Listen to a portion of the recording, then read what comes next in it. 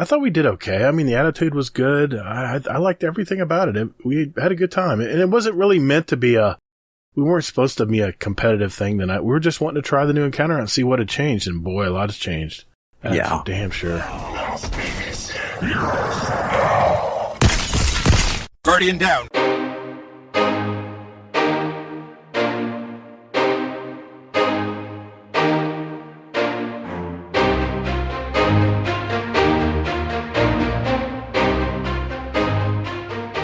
Hey, what's up, everybody? Thanks for spending your time with us today. Welcome to episode 215 of Guardian Downcast, a Destiny podcast. Hey, if you love to play the game Destiny 2, you've come to the right place. We're a couple of gamer dads that have played Destiny since that day one beta in 2014, and we're just as passionate about it today as we were back then. We discuss key topics and news within the gaming community so you can be in the loop. And we not only seek the stories of Destiny content creators, but we're a podcast that gives a voice to the stories of our Destiny community members out there. And in this game, that's what it's all about. We're the show that asks, have you killed Crota yet? Just asking. For a friend. I'm your host, Todd, the Gator. And my co-host, Hazel, is here as well. How you been, man? Oh, man. Doing pretty good, actually. Wife was sick, kid was sick earlier in the week. Luckily, she's gotten better at this point. I have dodged the illness as of right now. So, yeah. Wife is sick, but not sick. At least if you ask her anyway. She's saying she's not sick. So who am I to argue with her? Yeah, my wife got a little sick, and I got sick. I got a little sick from it, but she never admits she's sick. She's too good for being sick. She still does what she does, so. She's in such good shape that it doesn't even faze her usually. And I'm like debilitated, you know? Yeah. Yeah, that's usually how it goes. I mean, my wife always loves to play that card of, why do you always act like you're dying when you're sick? And I'm like, well, I kind of feel like I am dying when I'm sick. How's Addie doing? I heard something about cheer practice. Yeah, she went to youth night tonight. And she got to cheer with the basically like K through 12 group. So it was like all of these cheerleaders, she got to cheer with the varsity. Wow. And she was loving it. So that's pretty cool. Yeah. I think she might actually make this a thing. I don't know. Okay. So yeah, she really enjoyed cheer though, especially like with the varsity and everything, and it made her feel real good. So hell yeah, that was pretty cool. That's awesome. Yeah, those times are coming, man. Junior high. Oh, I'm sorry, middle school, high school. Motherfucker, activities. Man, we still got like tons of time before that, man. I know you're trying to hold it back. We'll see if she plays lacrosse like my daughter did. Oh my goodness. She's actually kind of interested in that. Yeah. Just make sure she gets a helmet. The girls are bumping heads. That's the big problem. When my daughter played, is they were having concussions because they were running into each other head first. They're running after the ball, swatting sticks at people's heads, Yeah. What's wrong with that? Oh, nothing. What I say? No, I'm good. No, they didn't have helmets. It was not it's probably standard now. I wouldn't imagine. I know the boys have to wear them because they're freaking hardcore, dude. It's like tackle football from what I heard. Oh yeah. So, oh man. Yeah. It's good times though, man. Watching those games are going to be fun. Some fun times. Huh. Interesting. I am, trying the first encounter of Crota solo. Okay. The lamps? Yeah, well, I'm trying to get down to the lamps, and I don't think it's really possible with just one person. No, there's a different mechanic now. Yeah. Yeah, interesting. Yeah. Okay. it's funny, I played a 2-man, myself in 300 Bowler. It's my buddy I used to bowl with, and, he's in our Discord, a 300 Bowler. And, I threw a video today because I was getting some real memory vibes going, before the Crota raid here. And we were 2-manning Crota. I have a video in there, we 2-man Crota all the way through. And, no, I don't think that's going to happen anytime soon. They've changed up so much stuff. Yeah. Hey, I mean, we make a mockery out of one of their raids, and Bungie course corrects and absolutely just bends us over a table. So, well, Joe did say they were going to tweak the dials a little bit on contest day, so they definitely did. But I'm surprised how much time. Well, we'll talk about it, but I'm surprised how much they put into revamping this raid. It wasn't just a port over, So. Well, yeah. I mean, but again, if in order for them to bring that back, the community would have absolutely roasted them if they didn't make any changes. Absolutely. Yeah, they were under some scrutiny. Yeah, I get that. To say the least. I get that. Yeah. Well, it's been a really, in Destiny, I've gotten a lot done this week, man, in Destiny, and we'll talk about that, of course. But, tonight, it's a Hazel and Gator show. If you haven't heard of, haven't figured that out already, we're going to be catching up with our week in Destiny 2 Season of the Witch. Hazel's going to bring over the news from the second week of This Week at Bungie, Season of the Witch. And then we're going to answer more of your questions tonight from our Discord server, which I think we have a few over there, a few questions piling up. And also, we have some speak pipes tonight, actually from some newer members. And, I forgot to tell you, Hazel, Laz, left us a voicemail. I'll just play it later. Damn it, Gator. I don't know. I didn't listen to it. I was too afraid. I just flipped it off. How come? Man. I don't know what I did this time. I guess I'm going to find out. I don't know. I just need to know. Do I have to move again to hide from him or what? I don't know, man. I don't know. He was he's not in a good mood when he left that message. The tone was not good. So we'll have to see. But that ought to be interesting. We'll see how that goes. And, by the way, if you want to leave us a voicemail message, that we might play on our show, it's speakpipe.com/GuardianDownCast, all one word. And, enter your gamer tag, press that record button, listen back to it if you like. And if you did it the way you wanted it to sound, then hit that send button and that's it. It goes to our email. It goes right into my soundboard here and ready for the show. So, we don't guarantee we'll play it, but if you send us one, there's a good chance it'll be on the show. It's just like you being on the show talking with us. So it's pretty cool. And like I said, if we play Hades speak pipes, even though we can hear only half of those, then very true. Then you stand a good chance of getting on. Very true. But Hades did something cool this week. I'll tell you later. So, is he still in the bathroom recording or what? I don't know, man. I don't know if Parless is looking for him right now. I don't know. I think he's asleep right now, but yeah, we'll have to see how that goes. All right. Like I said, we're going to answer questions from you guys. We're going to kind of set aside time to get into some of the questions that you guys spent your time formulating for us. So we're going to try to get some of those done tonight. And then I have something. Scumdeath did not send a Scumdeath's Corner in this week, but I've got something else from him that I'm going to play instead. And you'll have to stay to the end if you want to hear that one. So, yeah. All right. With that in mind, let's roll.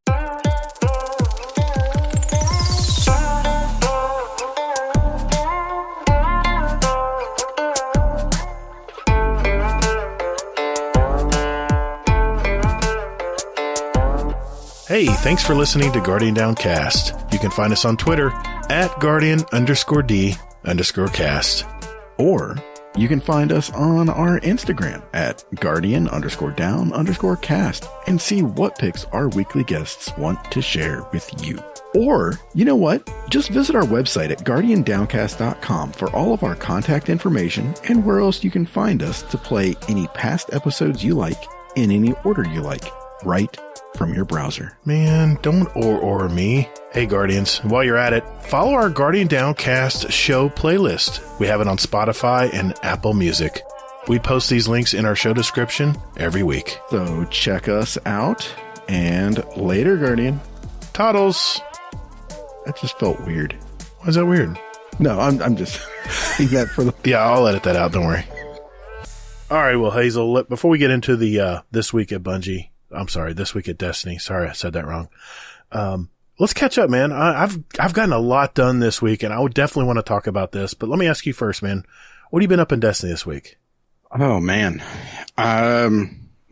quick note here before we get into it. So I feel like I've been playing more than last season for sure. But sort of middle of the road kind of thing. Like nothing crazy and that kind of thing. But, I have set aside something. Okay. I am actually Guardian rank 8 already. Really? Yeah. What did you end up last season?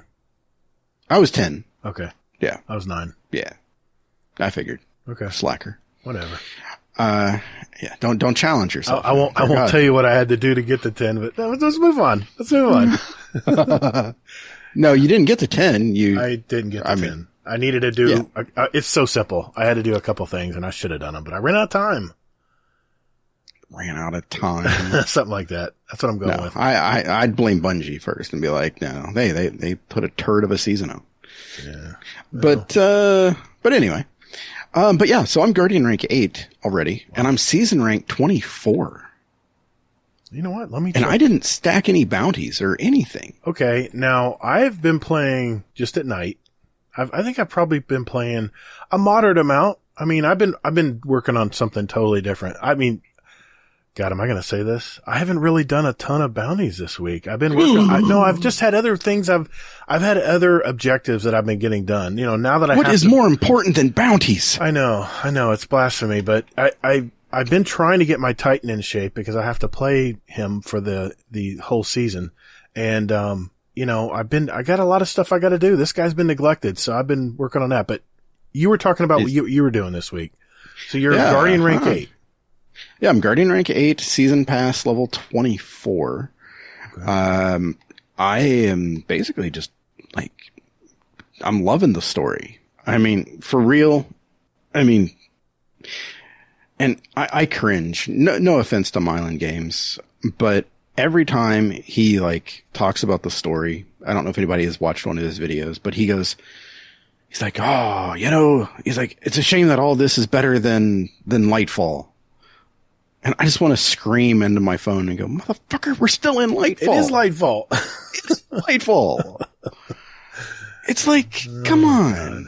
I mean, I just wish Joe would have come out. He released a little interview with PC Gamer this week. And I just wish that he would have said, you know what? He's like, I love our community, but they're a little misguided at times because of this whole Lightfall versus expansion thing, and hear him go like 98% of the population bought the season passes and bought the deluxe edition. So that's the reason why we gave a finger to the other 2%. And I would have just went like, drop the mic. Respect. You know, exactly. You know, that way if they don't play it, then they don't play it. And f them. He's the game director. The director. Yeah. Yeah. For Destiny. So he can't say that. He's representing too many people. He could have easily said that like X amount of percent basically bought the deluxe edition. So let me get this straight. You wanted Joe Blackburn to do a McFly. Yeah. But yeah, I mean, I just, you know, that's what I secretly hoped would happen, but it didn't. But anyway, so yeah, I mean, the story is top notch. I mean, for the love of God, I was just enthralled with everything story related. I mean, it's so good. It's so good right now. I mean, if you're a drifter, heiress, shipper kind of thing, you're gonna get some awesome bits and things like that. And Maru makes an appearance. So much good stuff. Savathun is, you know, talking. I just can't say enough good things about this. Did you do the campaign? Well, I was going to let you finish. Well, no, I'm just. I've been slacking. I finished. No. Hold on now. Hold on. Don't jump down my throat yet. I've been a very focused person this week. I've been out on a mission to do something, and I'll talk that in a second. But I played the first week. I played through the entire story.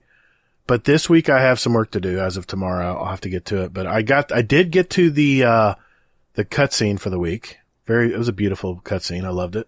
About the sword logic. Yeah, the sword logic. It was the very first cutscene. I haven't played anything beyond that this week. I got work to do, I know. But I haven't played a lot of altars other than that first week when I tried it out. The altars and what's the other one? The Spire of Savathun. Those two, the seasonal activities. Yeah. I do love that they're 3-man activities because you don't have, the ad density is perfect for 3 people. You know, you're always having something to kill. There's nobody going around ball hogging. You know, everyone has a job to do kind of thing. And, I'm enjoying that part, but, I haven't gotten down all the, I guess I just picked up these, crystals this week. I chose the solar one because I'm playing a solar titan. So I figured let's go solar first, but it said you'll eventually be able to get all the crystals. It's something new that just happened this week. Yes. Yeah. So I don't want to spoil too much, but there's it's pretty cool, man. I gotta admit, this season's been, so far has been surprising me a little bit. It's had a lot of content in it. You know? Yeah, exactly. Almost like they're over delivering. Yeah. No, I'm just saying, you know, I mean, well, I know some people messaged me and they were a little heated about my comments about my minimum viable product, but luckily, I mean, I was able to explain it to some of them and be like, you know, it's not a bad thing. You're wrong. Just listen to me. Sorry. Exactly. I'm right. You're wrong. It's okay. Gator and I have this same conversation. But no, I just talked to him and I was like, no, it's more about finding a balance between the studio's expectation and what they can do and their ability versus the player expectation. And it's, you know, cause they don't want to burn out people and then, you know, and they don't want people to leave. So. I mean, it's like every product made in America and the world. It's supply and demand, man. There's a fickle balance there of what people demand and what is supplied to us. It's just basic economics. So I understood what you said. I just didn't want to hear it because Destiny's my bae. Okay. Did I say that right? It's my bae? It's your stripper girlfriend. Okay. Everybody you want her to be more. Yeah, I did too. I kind of threw up in my mouth. But yeah, I mean, for the past, like, maybe 6 months, it's been a stripper girlfriend. Yeah. Where we want more from her than she's willing to give to us, but she still wants us to keep playing and paying her money. I know, 30 and still gaming came up with that. I just don't like that term. I don't know. I feel it's, I don't know. Anyway, but it's, yeah, I mean, I've been happy with the season so far. I mean, I've been purposely just kind of taking my time, and I guarantee I know why they're producing so much. I guarantee why there was a major cutscene this week, because there was another little game called Starfield that just came out, and it's getting some good marks. Oh, shit. Getting some good marks. So there's competition. It's not. I don't think it's officially out yet. Well, not yet. Well, if you pay $100 to them, you can get it right now. Play it 6 days early, but I refuse. I'm not doing it. I'm probably going to pick this game up because from what I'm seeing so far, it's looking pretty promising. I don't know. Yeah, it may not be my cup of tea, but we'll see. It does. I mean, it's got some hype with it, so that's a good thing. I'm trying to see. I'm going to let the week pass and see where the hype level is after that. That'll tell me exactly how great this game is. I mean, you figure too, they're going to have day one patching probably as well. There hasn't been a lot of bugs. That's the thing. There have been. There have been some bugs, but nothing like usual. Yeah, exactly. Yeah. So, yeah. So anything else you've been doing this week? Pretty much, just pretty much enjoying the game. Weirdly enough. I mean, I'm focusing on the cards. I have a shit ton of cards unlocked at this point. I'm talking about the major arcana. Oh, not me. The minor stuff I've been unlocking a bunch of. I'll tell you why in a minute. But yeah, so I've unlocked a couple of. I think I'm up to 7 or 8 of the major arcana. Really? Okay. Yeah, man, I'm all in on this shit, and I mean, and I like some of these. I'm like, are these only limited to like Savathun's Spire and the the altars?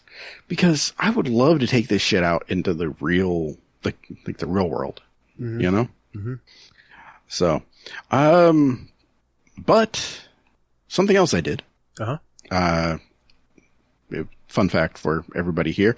I kind of broke the Discord for maybe like 5 minutes ish, maybe. Because I set out to get the damned arms because for my Titan and for my Hunter. Okay. Because the new exotic arms are pretty much like supposed to be pretty cracked. So yeah, so that was what I did. Was I was nope, that's not Briarbinds for the Warlock. Yep. And what is Pyrogale gauntlets. Yep. For the the Moth Keeper's wraps. Yes. Okay. So yeah, in the process of doing this, I ended up trying to run the Lost Sector. And I ran it maybe 12 times, and I didn't get one. But in the course of doing that, I noticed that I was getting notifications from the Vex network about the, the Vex incursion. Uh-huh. And I was like, well, all right, I'll just go ahead and go there. And I went there, got the arms I needed, the Moth, and I got the, Pyrogale gauntlets, and I'm just like, well, look at this shit. That was easier than doing the other shit. All right. I have questions because I was talking to Kingsley and Cato about this today. How long did it take you to do a Vex incursion? What's your, I also have a note as well about doing the Vex incursion.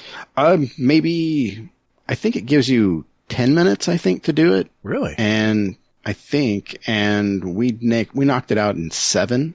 That's pretty good. And then I switched to my Warlock and went back into the same area and tried to knock out another one. I killed 3 of the big Minotaurs, and I didn't get anything. So I don't know if you have to, if it's a lockout, like 1 per account for that moment. I see. And then you tried to double dip. I did try to double dip. That's all right. I'm that guy. But I just wanted to send that PSA out to anybody who was trying it. Hey, by the way, we have that bot now in our Discord. Yeah, that's what I was going to ask you. I thought that's what you were going to mention. I was getting to that. Okay. But yeah, so in the course of doing that, I was like, you know what? More people need this shit. So here.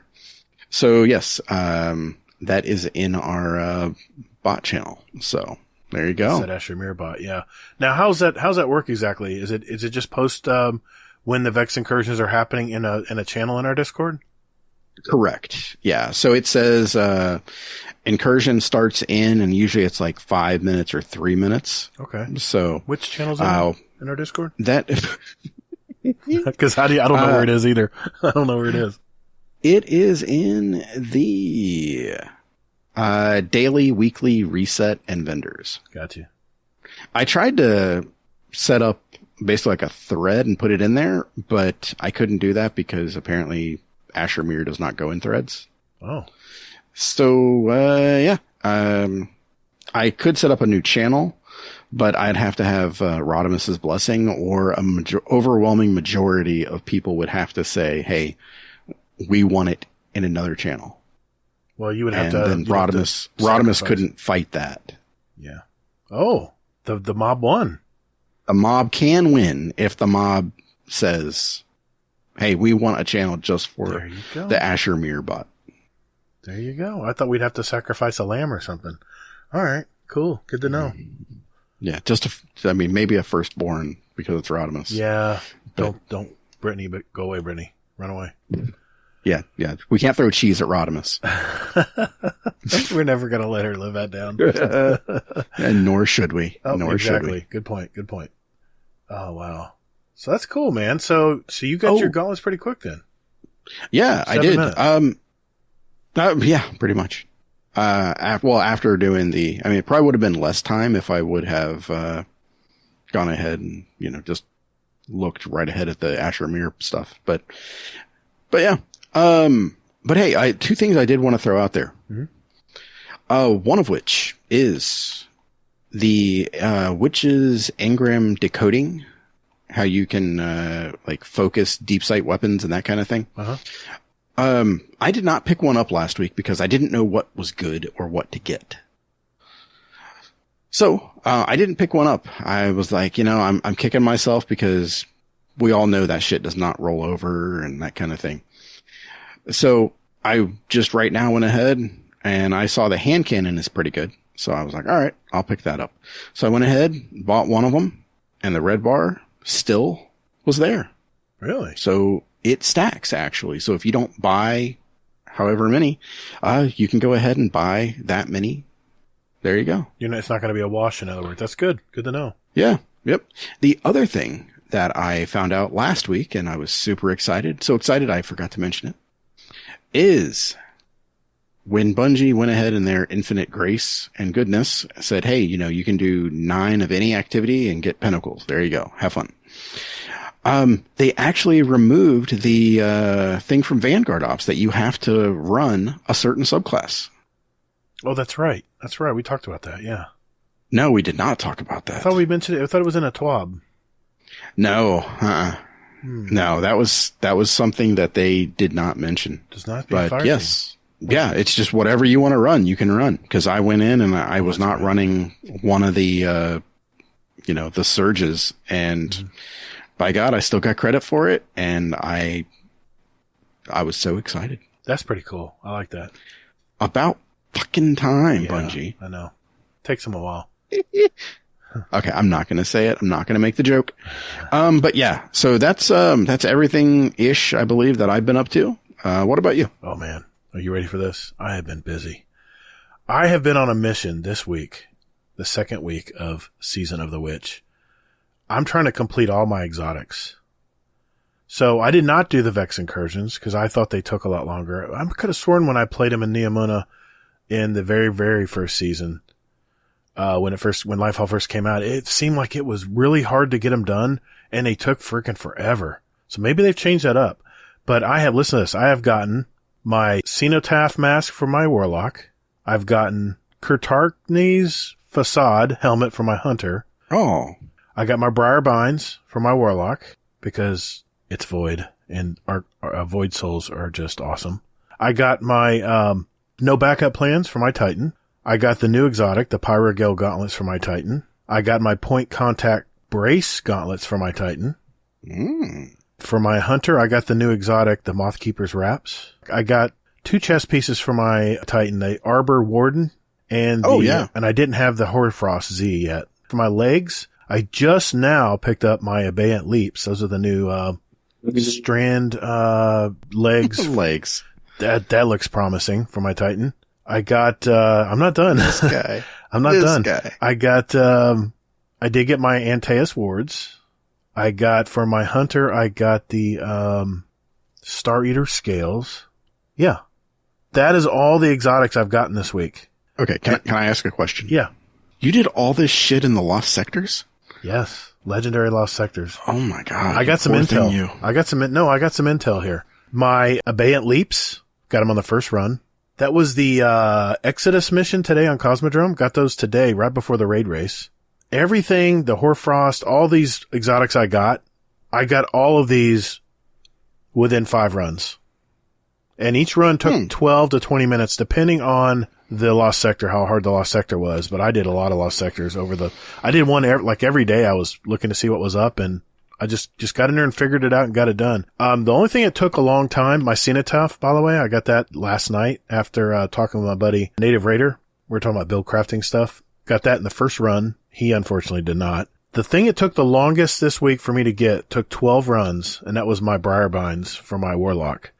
And I think the reason why it took so long, and this is pure speculation, but I think it's because I've got a lot of time logged in on my Warlock, and I don't have quite as much time logged in on my other 2 characters. But I couldn't believe it, man. I mean, my, the Mouthkeeper's wraps, second run. I got the new exotic first, the Pyrogale gauntlets. That took me 4 runs. The very next run, the 5th run, I got the no backup plans. Everything took 5 runs, give or take. I'd say it averages about 5 to 8 runs. And you figure I was doing some of these Lost Sectors, some of these legendary Lost Sectors, and probably, like, some of them were real easy.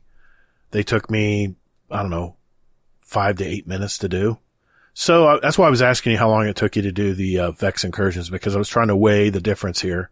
it's kind of cool because the Vex Incursion is just like the, doing the Legendary Lost Sectors, except the Legendary Lost Sectors are confined to a certain body part. Chest, legs, or helmet or whatever. Yeah. So I still have a few more things to get. I need to get, I think, 2 more helmets for my Titan, which it's on Exodus right now. I'm going to try to get that done. But I did get more. Well, no, today is legs right now. Legs. That's right. I just got my, that's right. I just got my Abeyant Leaps, but there's 2 more, exotics I still need to get for him. That's how I've neglected this poor guy. Maybe it's a good thing I made a bet. So the reason I mention this is because I gotta tell you, man, the Legendary Lost Sectors, in my opinion, have been the best thing that Bungie has added to this game for solo players. Because if you're home late from work, everyone's gone to bed, nobody's up, it's hard to find a fire team. It's nice to be able to just find out what the modifiers are in the Legendary Lost Sector you're doing. And if you're trying to get a certain helmet that you don't have yet, man, it is a lot of fun. It is a lot of fun trying to get these things done. And I tell you, if you're thinking about soloing content, like trying to solo the Ghost of the Deep raid or something like that to get the title, this is a good place to start because there's tons of champions that come at you all the time.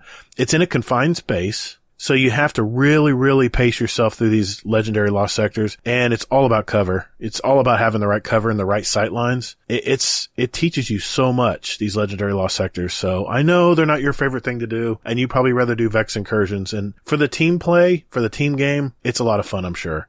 But if you're home late, and you don't have a lot of friends on to help you with it, these Legendary Lost Sectors, try them out. They are a lot of fun. In fact, that's going to be all of my B-roll and all of my shorts. And all my feature videos this month are all going to be from the Legendary Lost Sectors. My goal this season is to solo every one of them before the season's up. So I'm going to go through the full rotation and get them all done. That's what I wanted to mention tonight because I was really passionate about this. I thought it would be so freaking grindy, but maybe it's just, maybe it's just really good RNG on my part, which is not the case usually. I think I said this on a podcast about a month or so ago. I got 3 of my missing gauntlets for my hunter on 3 runs. One of them being the renewal grasp. So the others, looks like I have those stuff put up somewhere. I can't remember where, but yeah. So what is your light on this? I'm running under. It's 1830 is the light level. I'm running around 1812 to 1817 light, but I'm playing to my strengths. I've got total build crafting into this, which build crafting, I've just gotten so excited about build crafting lately. And, it really is the upper tier of playing this game. You really aren't even playing the same game once you learn build crafting and all the cool stuff about it. And I said, well, I can't really build craft everything I want without getting all these damn exotics. So that's my goal this week. And I'm almost done.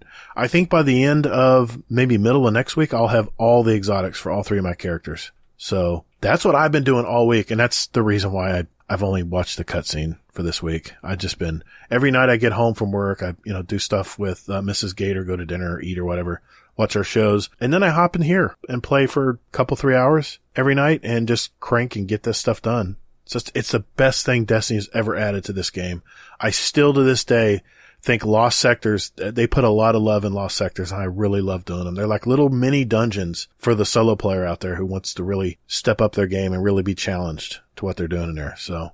Well, yeah. I mean, it's basically like, if you pay attention to the, like the Guardian ranks piece, it's basically that those are a stepping stone to you doing master content. Yeah. It's a good training ground. It really is, Hazel. I've learned so much doing these, and I used to be intimidated. If it was a certain lost, I've done all the Lost Sectors. I know what they're all about, but I haven't done all of them on legendary status or master status. So there'd be some I'd be like, oh no, that's way too hard. I remember trying that one and I got my butt kicked. But I tell you what, I've been challenging myself. I don't care which. It doesn't bother me now. Whatever legendary Lost Sector pops up, let's find out what the modifiers are. Let's find out what the scorch is. Let's find out what's going to hurt us, and let's build around it and make it work. And I even threw a couple bounties in there to boot. So it worked out. Got some Cosmodrome bounties done while I was doing it. So aww, I just want to mention it because that has been my focus this week since my Titan has been so neglected. And, my Titan's at, let's see, max power. I'm at 1817 with the artifact power. I'm at 1818 on my hunter, and I'm at 1819 on my warlock right now. That's my 3 characters. So with all that being said, even my warlock, I was running 1819 maximum in an 1830 level stuff. So don't let that number, don't let it intimidate you, because I was 20 under. Math's hard. Is that 20, 10, 15 under, something like that? And I was underpowered, and I still was able to get it done. So, and I'd say the average of each lost sector ranged from 6 or 7 minutes to, I think my longest one was like 20 minutes. That was one of them on Europa, which is just a pain in the ass. It was just a pain in the ass one to do. The ones on the moon are tough too. Those took a while because they're so freaking those do big. Take a while. But I've mastered them, man. I've got every one of the ones on the moon, almost every one of them. I've mastered each one of those. So that's going to be my goal this week. I'll touch base next week, let you know how I did, this next week coming up, but that's been taking a lot of my time. But I'm looking forward to jumping in to do the story stuff tomorrow. I'll have a little bit of time off in the afternoon. So, that's it. Now, that's not saying what I did today.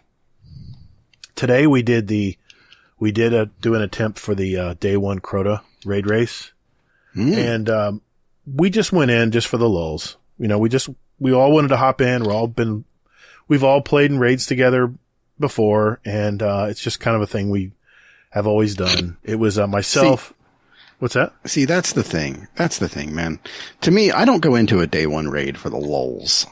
I go into it for a purpose. I don't do shit for the lulls. I got you.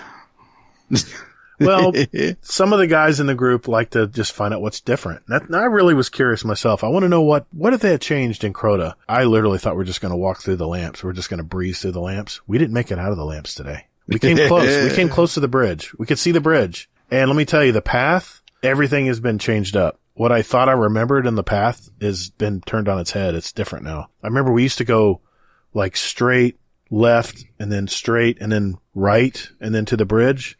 It's not that at all now. So poor Cato was trying to keep the group on the same page. We were trying to figure out where the hell do we go now? Where the hell do we go? And the mechanic is totally different. And I think it's for the better because, now granted, we're playing on contest mode. We're at a fixed light level. The enemies are real aggressive. It's all on 11 today. So, but you remember that, you remember when we got to Crota, in order to get your health back, you had to grab that chalice? Yeah. Well, the chalice now is in the lamps. So the way the mechanic is set up, and I'm not going to get too in depth here because I know people want to try to play it, but you have to grab this chalice and you have to pass it around. And you don't have to pass it around to everybody, but I'll just say there's a mechanic where you have to pass some stuff into the lamps to activate the lamps to even be able to take the darkness, debuff off of you.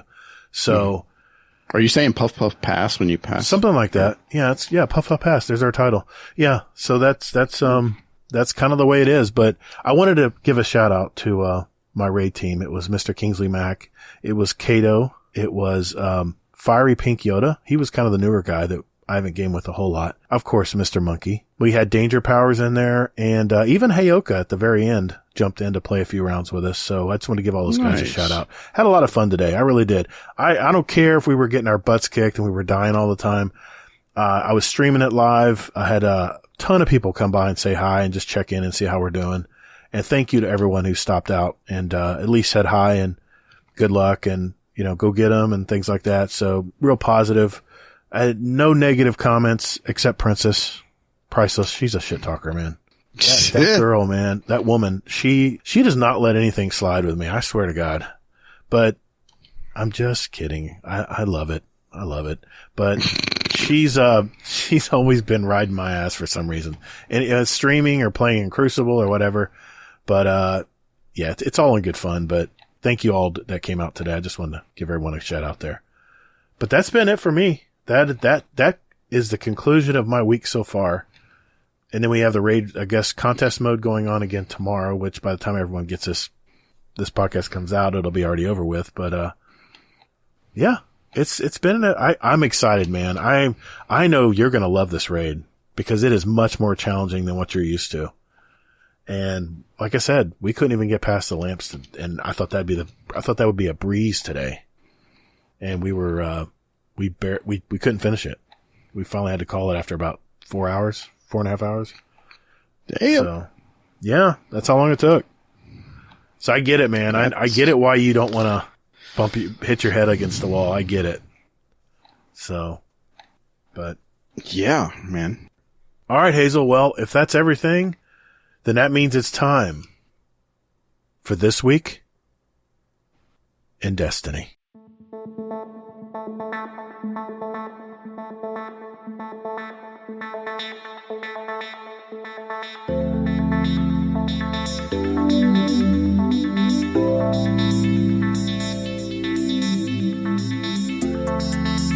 Hey folks, Laz here with GDC Today. Do you have some litigation that you need stamped? Maybe some signatures, some I's dotted, some T's crossed? Well, we don't do that here. We just do some random chit-chat and all that. And you're listening to Guardian Downcast. All right, Hazel, second week of Season of the Deep. What's going on in Destiny this week, man?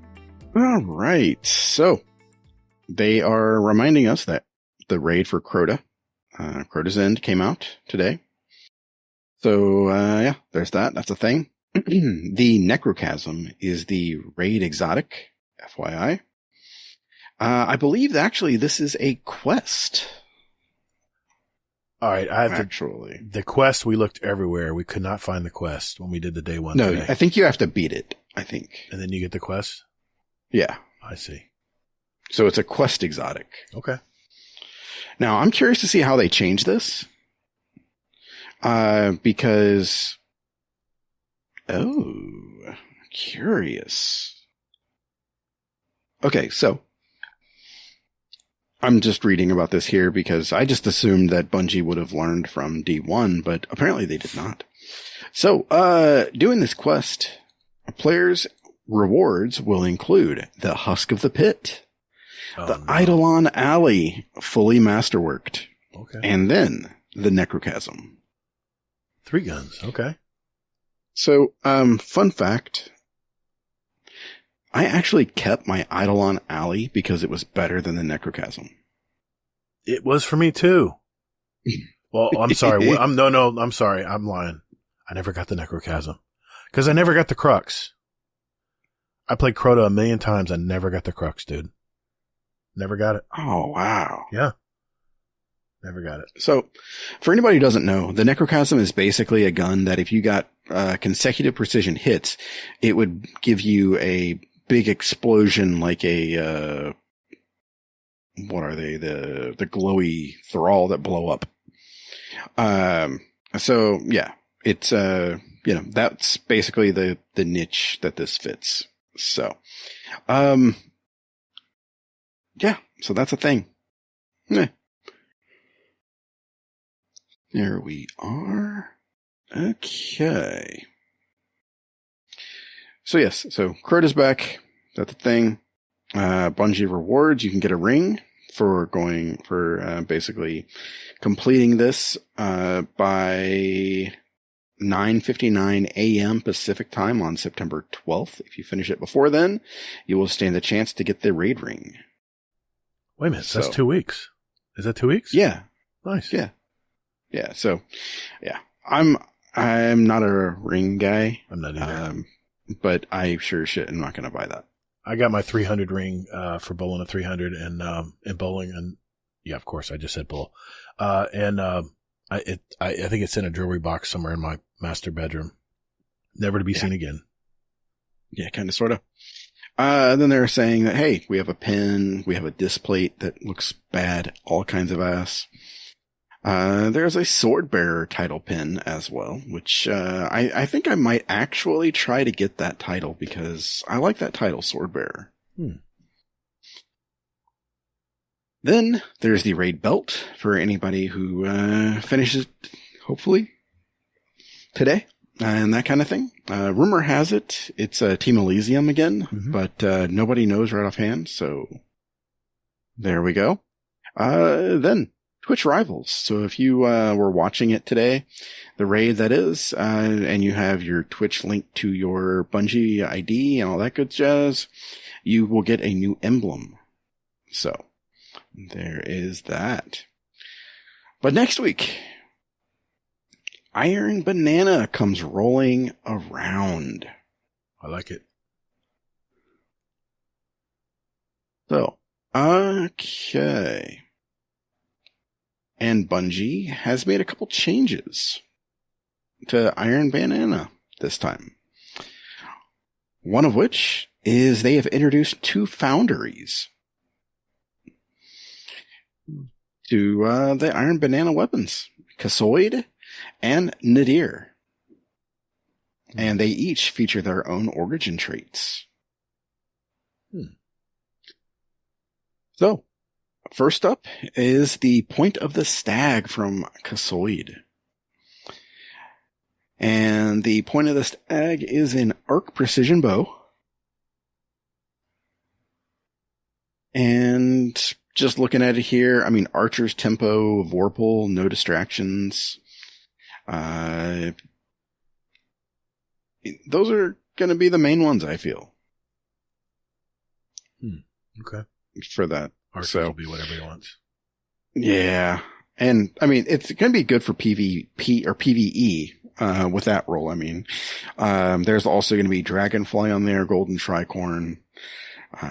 So yeah. What is Wildcard? It's one of the origin perks. Does it say what that is? No, I think it's new. Okay. Let's find out.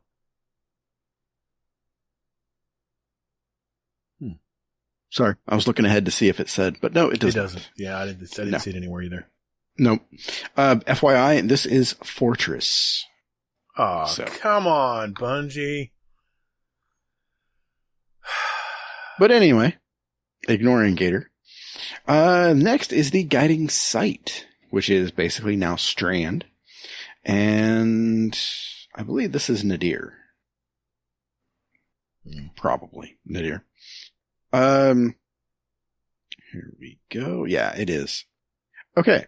So, this is a Strand high-impact scout rifle.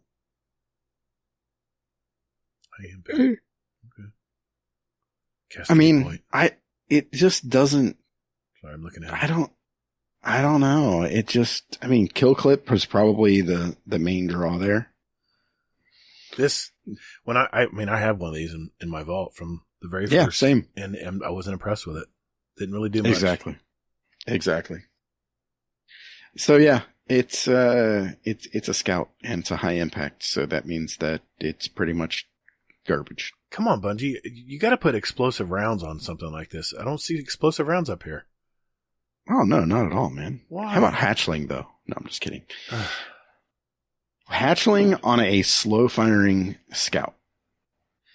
How much sense does that make? I don't know why they don't. Okay, sorry. I mean, I'm guessing that's for PvE. I guess. Oh, a hatchling's after me. Ooh, let me run in PvP. I don't know. I mean, Monkey has a new build where basically he throws out like a legion of hatchlings. Oh, Lord. Yeah, it's like easily like 12 hatchlings go hunting. Monkey, and use a gun, dude. But hey, Gator, how about some good news? Please. Okay. So, and this is actually good news. So, Control will be back October 10th for Iron Banana. Okay.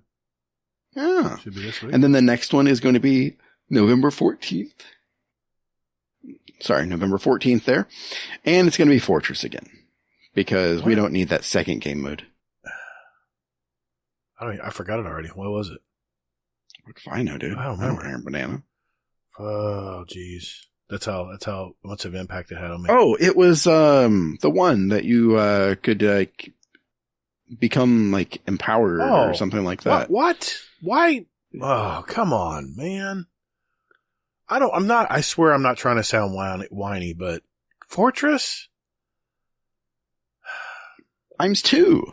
I mean, I'm just trying to figure out who's listening here because I don't know about you, but I had a lot of people tell me they did not want to play Fortress, but they did like Empowered. Empowered? Is that what it was? Empowered? It wasn't Empowered. It was it's called something. E something. Shoot, it was a lot of fun though. You get 5 kills in a row without dying. You become empowered or something, and you had so much time to go get another kill. I love that. That was a lot of fun, man. Yeah. Eruption. That's what it was. That's it. And you would erupt if you ran out of time, which, good. Yeah, that keeps the campers down, you know? You have to get out there and get a kill. Yeah. I blew up a lot, by the way. That's hot. I just couldn't. Oh, shit. Yeah, I just couldn't find anybody to kill. I'd get 5 kills in a row, and everyone, my team would be annihilating stuff. So I was like, oh, okay. So I'd do a Geronimo. I'd run right at the team and just hopefully. And the explosions never hurt them, so go figure. Wah, wah, wah, wah. So, yeah. That's a thing. Okay. So, aside from that, turtle power. Wait, Ralphie's in here? Sorry. So Bungie did a partnership with some content creators to raise some money for some turtles. And they were like, hey, you know what? We want to adopt one turtle. You know? And this kind of thing. Well, they ended up blowing away the amount that they were trying to save or trying to get, and ended up with enough money to adopt 7 turtles. And I'm not a turtle guy, but these are the sea turtles. Kind of cute. Yeah, I live in Florida, man, and these things are highly protected. You can't even, if you're on the beach and you see one of these, you have to run from it. You can't touch it. If someone catches you, they can fine you. You can go to jail. It's serious business, man. So yeah, it's a good thing. Yeah, they're kind of cute. All right. Cabbage Patch is the next thing here. Okay, so with this, basically this is Bungie giving a little bit of a heads up about some cabbage errors that were happening. I was trying to think, I was doing something and somebody mentioned that there was a cabbage error. I was playing with somebody. So, and they'd like to take us through a brief walkthrough about the issue and what they're doing to prevent it in the future here. So, there we go. So that's a neat little thing that Bungie said, hey, you know what? We see this. We're working on it. And we're going to make constant improvements to this. All right. Hey, but what about stasis? What's that? I don't know. It says right here, but what about stasis? What's stasis? What? What's stasis? What is this thing you talk of? Nobody knows what stasis is? Well, I thought Bungie forgot about it. So true. Good point. But anyway, so yeah. So what about stasis? So, apparently Bungie did forget about stasis until next season. And then next season they are going to go ahead and, they're going to include some, new stasis perks. And then they're going to do some ability changes to Glacial Quake, Frost Pulse, Winter Shroud, Glacier Grenade, and more. And they'll give us more details about it all, closer to season 23. So, Okay. You know what that means? What's that mean? It's the ice show. Fucking ice show. It's back. Let's go. No. I want to blow the dust off my hunter, and my drunken Titan. Come here, I want to punch something. Slide, punch, slide. God, I give mad credit to all of the PC players that found out that Glacial Quake was actually something to fear, because on controller it was straight ass. Yeah, it was hard to control. Yeah, I was all over the place. I don't know. I was like trying to punch some motherfucker, and I hit a wall once. Yeah. It was great. I was laughing the whole time. I was like, I can't hit anything, guys. I'm sorry. Yeah, I was like, either I'm drunk or my Titan is drunk. I don't know. I mean, or we're both drunk. I mean, but yeah. Okay. Prime Gaming Update. It is back. You get the Dawn of Invention exotic. You get a ghost shell. You get a halfway decent looking ship, and then a ghost projection. Also, you get an emblem, too. Fun fact for you. They don't say that here, but you do. I like the emblems. Yeah. This one's actually pretty nice, too. I'm rocking it currently. Where? I didn't claim mine yet. I need to. Yeah, it's one of those things. I was like, it's like, just trash that I do. But then I'm like, why not? Collecting emblems is something you do in Destiny. Just like you do in Call of Duty. It's all about the emblem, man.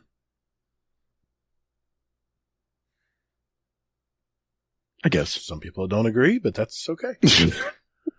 I know one, I think it's Ronan, Red Lion, who's like, I don't get all these emblems, man. I just wear the same emblem the whole time. I think it's him that told me that. If I did, if you weren't the one, I apologize, Ronan, but someone told me that. Because why? That's blasphemous. No, you know, it was Larman, Kentucky. I think it was him. Oh, okay. Well, Well, that explains a lot. I don't get all these emblems. Yeah. So. Yeah. I mean, he's just a Titan. You have to use smaller words for him. Oh. Shots fired. He doesn't listen anyway. It's okay. You're right. So, how about shit's broken? There it is. So, with this, Bungie went ahead and they said, hey, you know what? We have a new raid coming out, so we're going to disable some shit real quick for this. They basically disabled the Tessellation exotic fusion rifle that just came out, the Weave Walk aspect, the Banner of War, the Foe Tracer, the Elemental Munitions mod, and Overload Hand Cannon. What kind of shit is that? Yeah, I tried to equip that today. You know what happened? It didn't work. Well, no, if you equip it and you're going in the raid race, it totally resets your whole, it just says, wrong answer, and resets your whole artifact. It happened to me 3 times. God. I'm like, what is going on here, guys? Why is everything going back to 0 again? And of course, Kato, being Kato, he goes, are you selecting Overload Hand Cannon? I'm like, maybe. He goes, yeah, don't do that. Oh, okay. Well, wait a minute. It happened again. Did you select the Elemental Munitions mod? I said, maybe. He says, don't do that. So, yeah. If you're in the raid race or playing a raid right now, I guess it just resets it. It says, try again. Well, actually not right now because it's after the raid race. Yeah, that's true. Yeah. Point taken. I'm like, where the hell is Elemental Munitions anyway? It's the last row. It's a good mod. I don't have this shit unlocked yet. Oh, so yeah. Sorry. Oh, I don't give a fuck, man. Oh, okay. I'm good. All right. I'll make it there. I don't care. I know you will. You got it. So, yeah. You got this. Bitch. I was like, we're 2 weeks into the season. No, I love it. Am I going to use it? I don't know, but it's unlocked. Yeah, exactly. It's like, oh yeah, I am seriously whelmed by by this artifact. The mods are pretty cool. What is it? The Maestro one's pretty neat too. That's pretty nice. I don't know. I have to look into those still. They're pretty. One thing I've noticed about these, the third and fourth rows, or the second to last row and the last row, these mods are pretty deep, man. You have to really read into them and how. I mean, they're not that deep, but you know what I'm saying? They're not like, get an orb when you get a kill. No, this is like, if this happens and you do this and it's this, what is it? This type of energy, then this will happen. It's like if you're standing on 1 foot when you shoot a drag and then you get this to happen with it. So, you know what? I'm just going over here and shoot some shit. Okay. Yeah, I'll just let you worry about that. I'm good. Yeah, pretty much. All right. So, moving on with shit's broken. There's one other thing I want to mention here.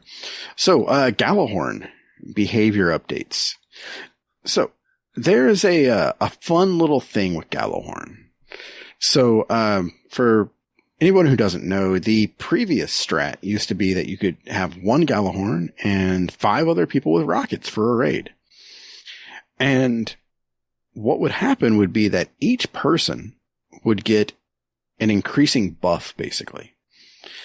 Up to, I believe, what was 80% more damage. Wow. That's a lot. Yeah, exactly. So, yeah. So, I forget how it broke down right offhand, but there was a video from Aegis, and he went ahead and talked about this. And Bungie fixed a thing with the Gallahorn where it could damage like enemies it shouldn't, be able to damage. So in the process of doing that, it fixed it. So now it's just a flat damage buff across the board for all 5 people instead of an increasing one. So Bungie just plans on leaving that as it is currently because it was unintended, but hey, it fixed something else. So they were like, hey, there we go. Yeah, that was funny when I read that. Yeah, that's good stuff. Not really, but yeah. All right. Movies. Creepy AF art. And a Stay Crafty from Sam.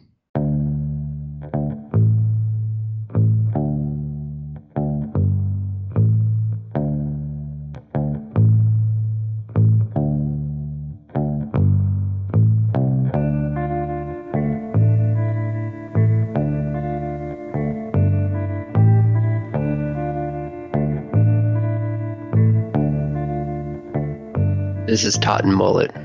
You're listening to Guardian Downcast.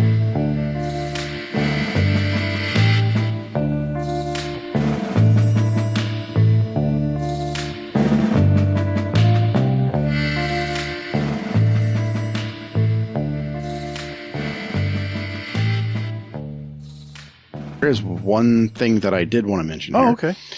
Is that good buddy, friend of the show, Joe Blackburn. Okay. Crossing my fingers and hoping that actually comes to fruition. He actually did an interview with PC Gamer, and it was pretty interesting.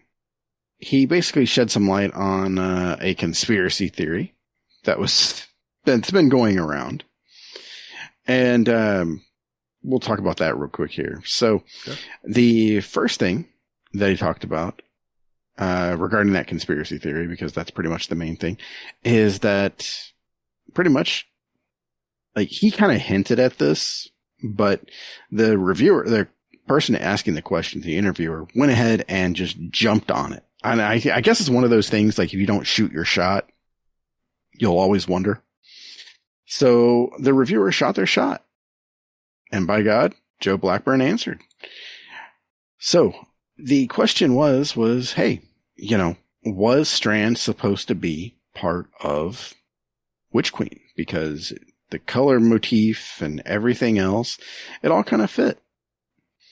And Joe laughed and said, no, it was never supposed to be part of Witch Queen. It was always supposed to be part of Lightfall.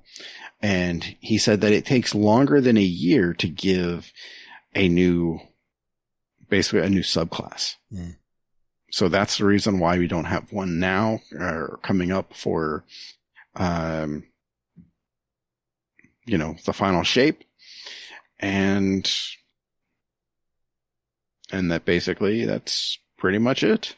That's probably speculation coming from the fact that they mentioned that they had to create this little season or little,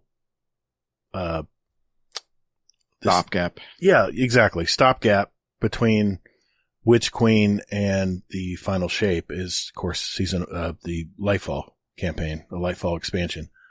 I think, remember they mentioned a long time ago that they were going to have to put out a little expansion just to finish things off. They never said that. They never said that? It was all speculation? No, it was all speculation. Oh shit.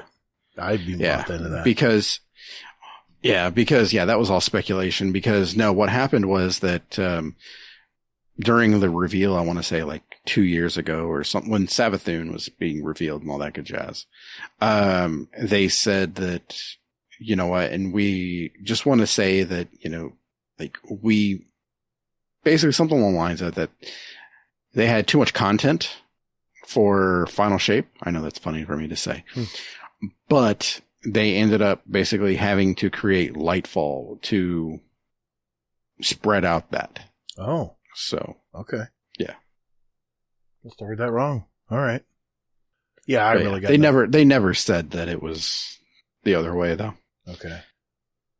Like when they change stories in the middle of creating Destiny, the original Destiny. I guess it didn't happen that way. Gotcha. Oh, no, I think that happened that way. Oh, you did? According to everything. No, I meant maybe they were trying to do it. It was happening again, maybe, somehow, but or switching gears or putting something in place. Never mind. Yeah. Well, actually, speaking of switching gears, that was something else the interviewer asked was basically like, what the fuck happened with PvP? And Joe, in all of his candor, he was super honest. Joe's like, hey, when I came back in 2019, I believe, that basically that they were wondering if PvP was even going to be around. They were thinking about pulling PvP from Destiny. They were thinking about doing it. Okay. How crazy is that? Yeah, it was that close. They just didn't know that it fit or where it fit because you never see that with anything else, basically. You know? Yeah, it's true. In any other game like that, like this, they don't have a PvP component. And I'll be damned if Joe did not say one of your favorite things to say. One of his favorite things about Destiny is getting a weapon in PvE and wondering how it feels in PvP. It's a secret sauce, man. Yep. First thing I do when I get a weapon is I wonder how good this will be in PvP. And you go try it. Dude, yeah. I am looking at this picture of the weapons for Final Shape. Man, these things are ornate as hell. Sorry, I get off topic here, but man, these are beautiful weapons. Yep. The other thing that he mentioned regarding PvP is that basically they are going to center it around the PvP community, like the hardcore PvP community, the group that plays for 20 hours a week. Oh, wow. That's right. I did hear that. So what's that mean? What does that mean? So who's it for? I don't know who it's for either. Oh, yeah, don't start. No. No, so what? No more holding hands.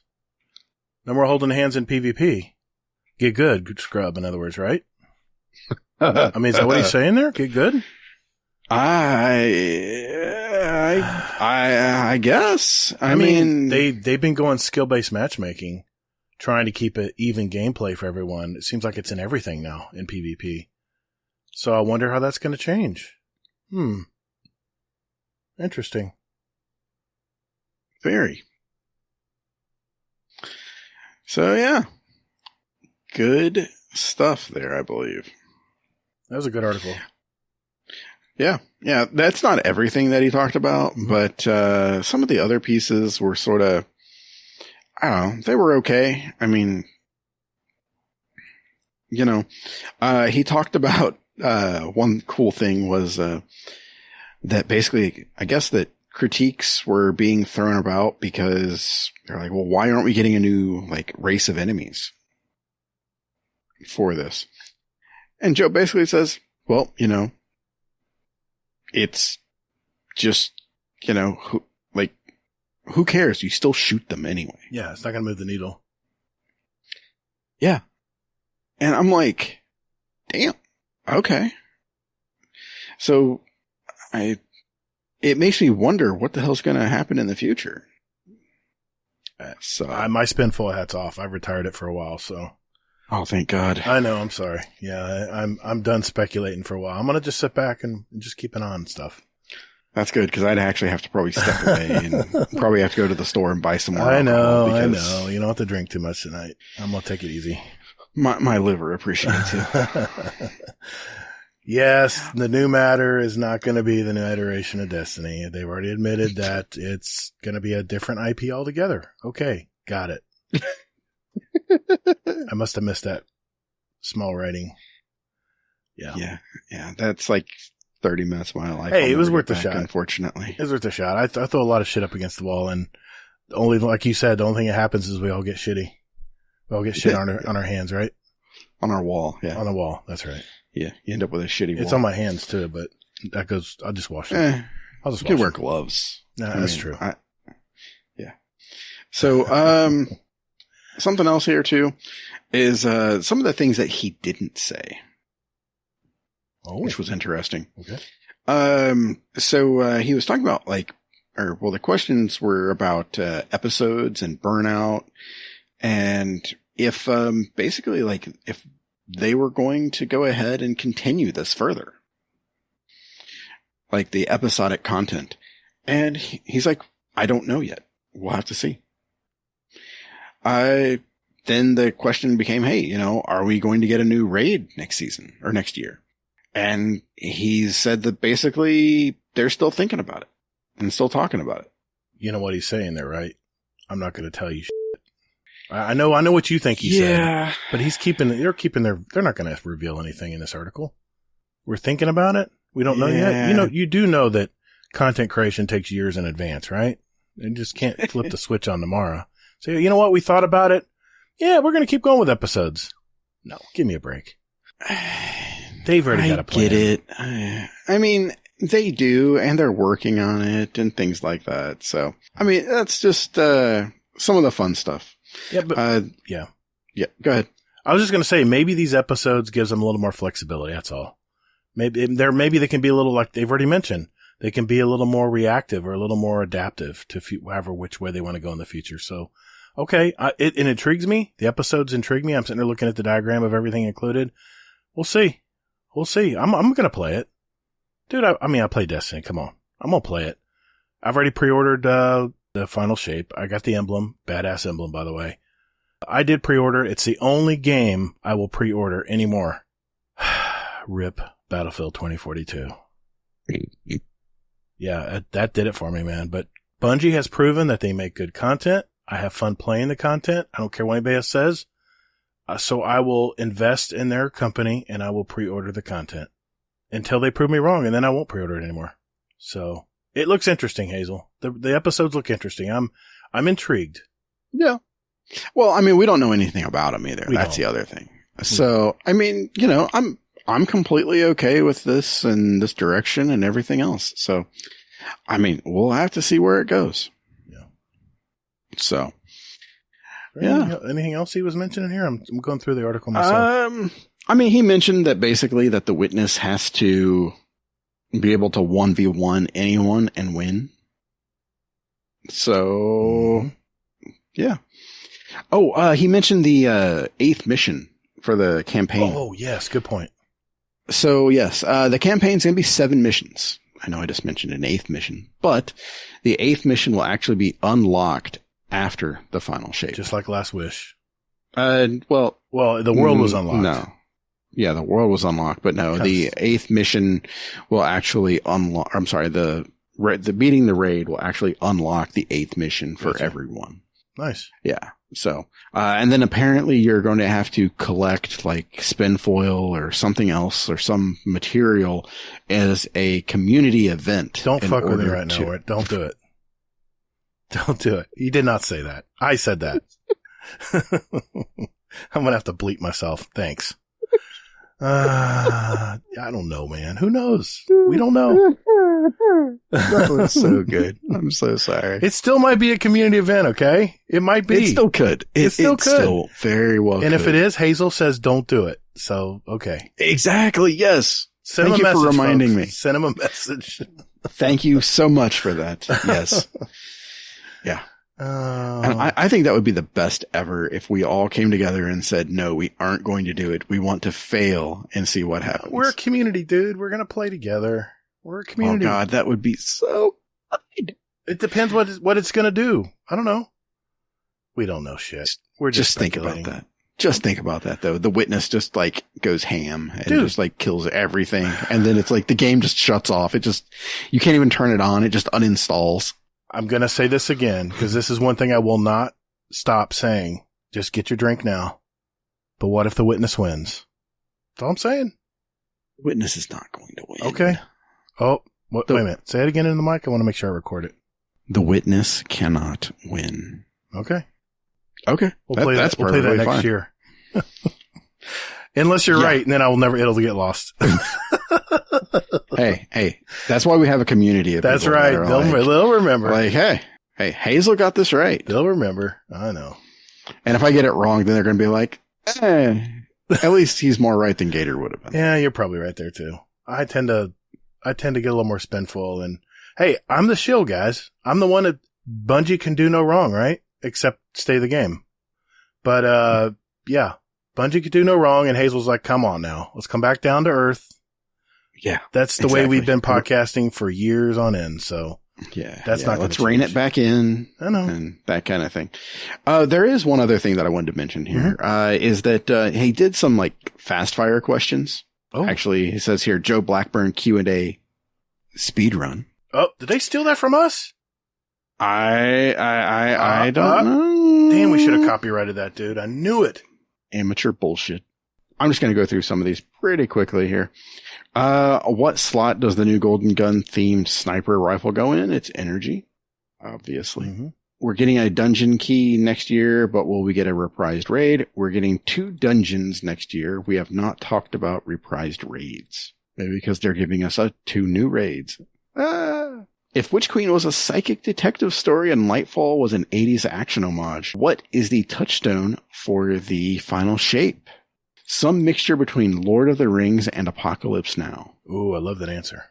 Fucking sold. That right gets the frickin' juices flowing there. Exactly. All right. Is it conceivable or desirable that you would want to do another saga this long? We want to plan out what we do after the Light and Darkness saga better than we did the last 10 years. Okay, so if you're reading between the lines there, it's yes, we're going to have another saga. We're not going to tell you what it's about, but we're going to learn from our mistakes. Yeah, but also if you read a little deeper than that, Uh-huh. this is me being the realist here, I'm sorry. We want to plan out. So they haven't even looked into dude. it, seemingly. There's no way. There's no way, dude. They're going to need that lead time. I'm just saying. Okay. I mean, we want to plan out what we do after the Light and Darkness saga better than we did the last 10 years. I totally get that, Joe. I do. But you're going to tell me that you have no plans. You're just going to wing it. We're going to just feel it out and see how it goes. I don't believe you. I'm sorry. I don't believe you, sir. You have a plan. You have to have a plan. That's how games are made, man. You have the whiteboard. Yeah. Okay. So anyway, here's one just for Gator. What's stopping you from dropping the 2 from the name at this point? The answer is amazing. Expectations and what a rebranding means. Damn! Whatever. Do you know what that means? Branding's everything. Do you know what that means, though? What's that mean? You tell me. Nothing is going to change. 2029. Destiny 2. Blank. Oh my god. Season of the old fogies. There we go. Ikora's finally back. We're going to hear her story. 2029. Coming soon. Season of the dentures. There we go. Oh my god. Or in 2029, season of the diabetes. Is Wilford Brimley available for that? To do some voice lines? They can dig him up, I'm sure. Yeah, there we go. Will we ever get an all black shader? I think this answer hurt more than any of the other answers. Certainly. But I think the scary part is once you give someone super black, is there any other shader they want in the video game? I love the black, man. Yeah, exactly. It's like, you can't be an edgy hunter without it. So. Oh, I got a Skelligal from the Halloween event. It's pretty dang close to black. It does have a little bit of orange flare in it, but, if you want to turn your stuff black, it's worked great for me, especially on my hunter. There's another one too, but I don't have it in front of me. I can't tell you. DM me later and I'll tell you what it is. Yeah, he has to remember what it is though when you ask him. I have it favorited, but I don't have the game on, so I can't pull it up. And Dim doesn't track that stuff. Yeah, it does. It does? All right, tell me. I got Dim open. Where do I go to? Vendors? Records? Loadouts? No, go to your armor. Yeah. Oh, okay. Yeah. Okay, I'll tell you then. Because I have it on one of my... It depends what loadout I have on, though. Okay, go to my armor. Okay. Yeah, I got it here. It is Erebos Glance. Yeah, and this sucker is black. It's not black, it's just dark. It's very dark. It looks very good on my Titan, though. On my Syntheseps and all my gear. Mm-hmm. Yeah, that's what I got on now. I do find it funny that the dark shaders are darker than the Dead Orbit ones. what's funny is there's some bright colors in some of these shaders, but they never come through. It's just black. Yeah. Yeah. It's weird. It's like, it all depends on like the materials on the actual armor and stuff. I still think, and I think someone in our community mentioned this, it'd be nice if you could rotate that prism around and see what, just to tweak the shader up and down a little. Cause the shader's a box it's a 4 square box or 4 triangle box with different color palettes on it. And there's no way to really know until you just throw it on. But it may have purple in this. This shader may have some bright purple in it. It never shows up in any of the armor I put it on so far. Just saying. Yeah. And you can't go wrong with Skellige. That's one of my favorite shaders. It's on my Hunter and my Warlock right now. And thank you for letting us favorite shaders, because it is so easy to get to my favorite shader now. Instantly apply it. I don't know. I don't really care about favoriting shaders. I'm sorry. You want to spend hours going through it? Okay, that's fine. Well, yeah, I do, because I want to make sure that my shit looks good. I know. That's your deal. Exactly. I mean, I say that and then I throw on like some fucking hideous thing that people like make fun of me about my Hunter. Yeah, it was great. I got shamed. All right. So yeah, the rebranding thing was fantastic. Here's one too. What can I personally say or do to get an ornament for Verity's brow made? Yeah, it needs help. That's an ugly mask, man. Ugly helmet. Yeah. Even they do have an ornament for it, and it's still ugly. But the answer really, really surprised me. Did this answer surprise you? No, I love his answer. It surprised the shit out of me because I think just the honesty in the answer, because it says a lot without saying a lot. And the answer is get more people to use Verity's brow. Yep. Damn. What's that tell you? It's all data driven. Yeah, it's all data. Exactly. That's just unreal to me that he actually said that. But keep in mind the lack of data or lack of positive data about a exotic weapon or armor makes them tweak it. So keep that in mind too. That is absolutely correct. Yes, that data works 2 ways. Mm-hmm. So there we are. Okay. I guess I should just finish out the questions here. Sure. So the last one here is what's something you wish players knew or understood better about how Destiny is made? It's made by a bunch of people that really love Destiny. That's the easy one. But otherwise, teaching people how tools work. So in other words, we have a lot of new staff coming on, and it takes time for them to learn the ropes and how to get good at it. That's what I heard. What'd you hear? I don't know. I took it as tools for like players. Oh, you took, okay. I see what you mean. But I don't know. I mean, that's the context is a little vague there, isn't it? Yeah. So, all right. Interesting. And ladies and germs, that is a TWID. All right. Thanks, Hazel. That was fun. I like going through that stuff. How about we answer some questions from our community? It sounds, got some good ones out there. We got some great speak pipes tonight from, some brand new members. Hey, keep those coming, guys. I love hearing from new members. You will definitely get a play if you're a new member in our community and you send us a speak pipe. So keep it up. Speakpipe.com/Guardian Downcast.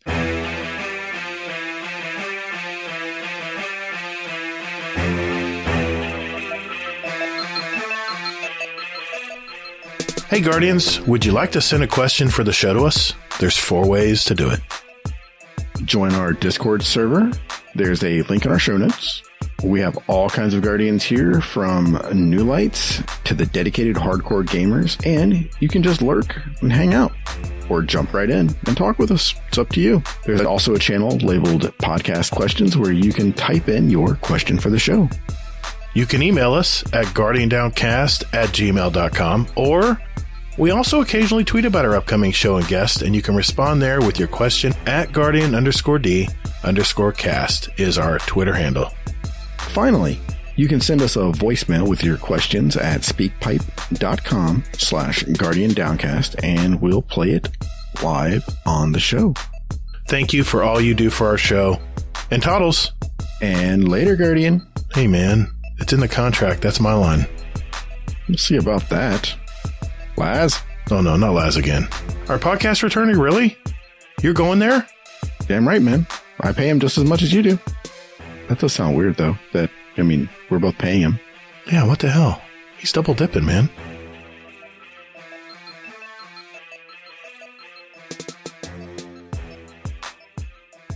All right, boys and girls, it's that time of our show where we get questions from you. Yeah, you guys. And we get this via our SpeakPipe system, our voicemail system, which is speakpipe.com/GuardianDownCast, or through our Discord question for the show. And Hazel's going to dip into the Discord questions, and I'm going to dip into the SpeakPipes tonight.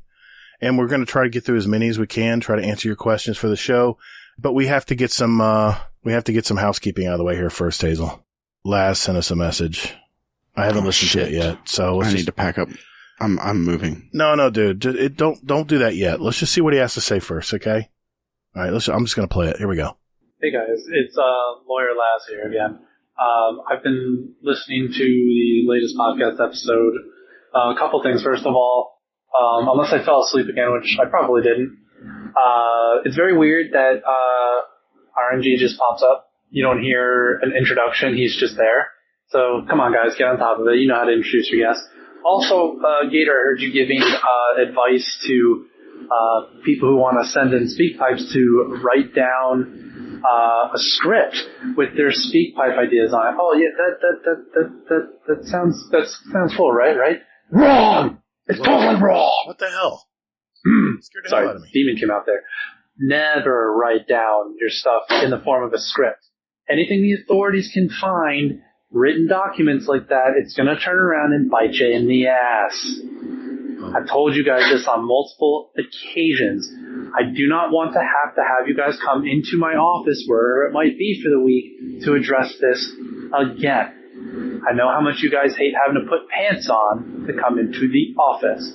So, please, for the sake of all of us, stop telling the listeners to write stuff down on paper where all forms of authority will be able to find it and ID who wrote it, and everyone's going to suddenly find themselves in legal trouble, which means that my workload increases, and we know how I get when my workload increases. It's how there's so many empty bottles of gin. All right, have a good day. We're not supposed to have any scripts? No one told me that. I might have to have a little bonfire this weekend. I know it's 100 degrees out, but This is why I drink. what? I don't know. All right, Laz. So don't write a script, people. Just go with the flow, or write a script and then destroy it. There you go. There. Okay, I'll mention. Okay, correction. Is that destruction of? No. evidence, though? I didn't say that. I just said write a script down, and then if you lose it, oh well. It's the way it goes. All right. Thanks, Laz. Important safety tip. Thanks, Egon. Okay. Let's go with one more SpeakPipe here, and this is from RNG Jesus Hates Me, new member of our community. Here we go. Hey, Gator. Hey, Hazel. This is RN Jesus Hates Me. I've been in the Discord for like 2 or 3 months. I have a question about PvP. I'm sort of new. Not really. I've been playing on and off, mostly off, since Witch Queen came out, but like halfway after Witch Queen came out. I'm constantly getting killed by better players and by adept weapons. So my question is, as a hunter main, how do I either get better at PvP or learn to enjoy PvP? And a part B for that question is, what weapons that aren't adept would you recommend for an entry-level PvP player like myself? Looking forward to hearing your answers. Thanks again for doing the show and hosting a great community. Look forward to hearing from you guys. Thank you. RN Jesus Hates Me. Thanks for your question, man. Good question. Yeah, thank you. I'm assuming he's serious. Yeah, he sounds serious. Okay. Because there's some people who laugh at me when I talk about getting better at PvP. What do you think, Hazel? You got any ideas for him? Wow, there was a lot to unpack there. There is. I mean, with it, when it comes to PvP, if you want to get better, I mean, first I would say it depends on your input. Are you on mouse and keyboard or controller? because that's a world of difference for whichever one you're doing. If you're on basically mouse and keyboard, my advice would be pick up a hand cannon, try all of them out and see what you like, because that's the thing with this game is you're never going to be like just a god at this. I mean, even the players that are really, really good, Cool Guy and all of those guys, they have off games. I mean, True Vanguard, I mean, it's just, it happens to everybody. So, I mean, really put in the time. If you're going to use like something, like if you're on just a, Xbox, PlayStation and controller, I would say, do the Gator. Go with a pulse rifle. Because, I mean, there's just so much to this. It's so much, you can't answer it one question, but. Yeah, because that led me to like the bands, like the damage bands, like, hand cannons are from this range to this range. Pulse rifles are from this range to this range. And it's just, I mean, there's just so much to it. It's like you have to pick your engagements and learn when to back away and when not to. TLDR, I would just say join our scrims when we run them. And I will be throwing up another one probably, I don't know, I'll have to look and see when the next one is that either Potato Thumbs or Blueberry Lounge sets up, or if they haven't set one up, then I'll set one up for probably next week. So yeah, good point. Yeah, and it's sort of basically like a way, like how our scrims are designed are a little different than the other groups, I feel, just because ours are with the intent of helping players like yourself, like myself, to get better, because we have a wide range of players who do scrims. Some players are just like god tier and they're going to clown on people constantly. But other times it's more of just saying, hey, we're going to go ahead and, I'm going to clown on you, but then I'm going to say, hey, let's do this. Like, hey, this is what you can do better. You can lane next to cover. You can do that. You can do this. And it's good stuff. Yeah, that's a good point. Cause, when we play scrims, we always meet up, the two teams that play each other. They always meet up in the same voice channel and just talk about their game. And sometimes it's just shit talk. Yeah, we're players. We're going to do that. But there's times when someone will say, or someone will mention, what could I have done better there?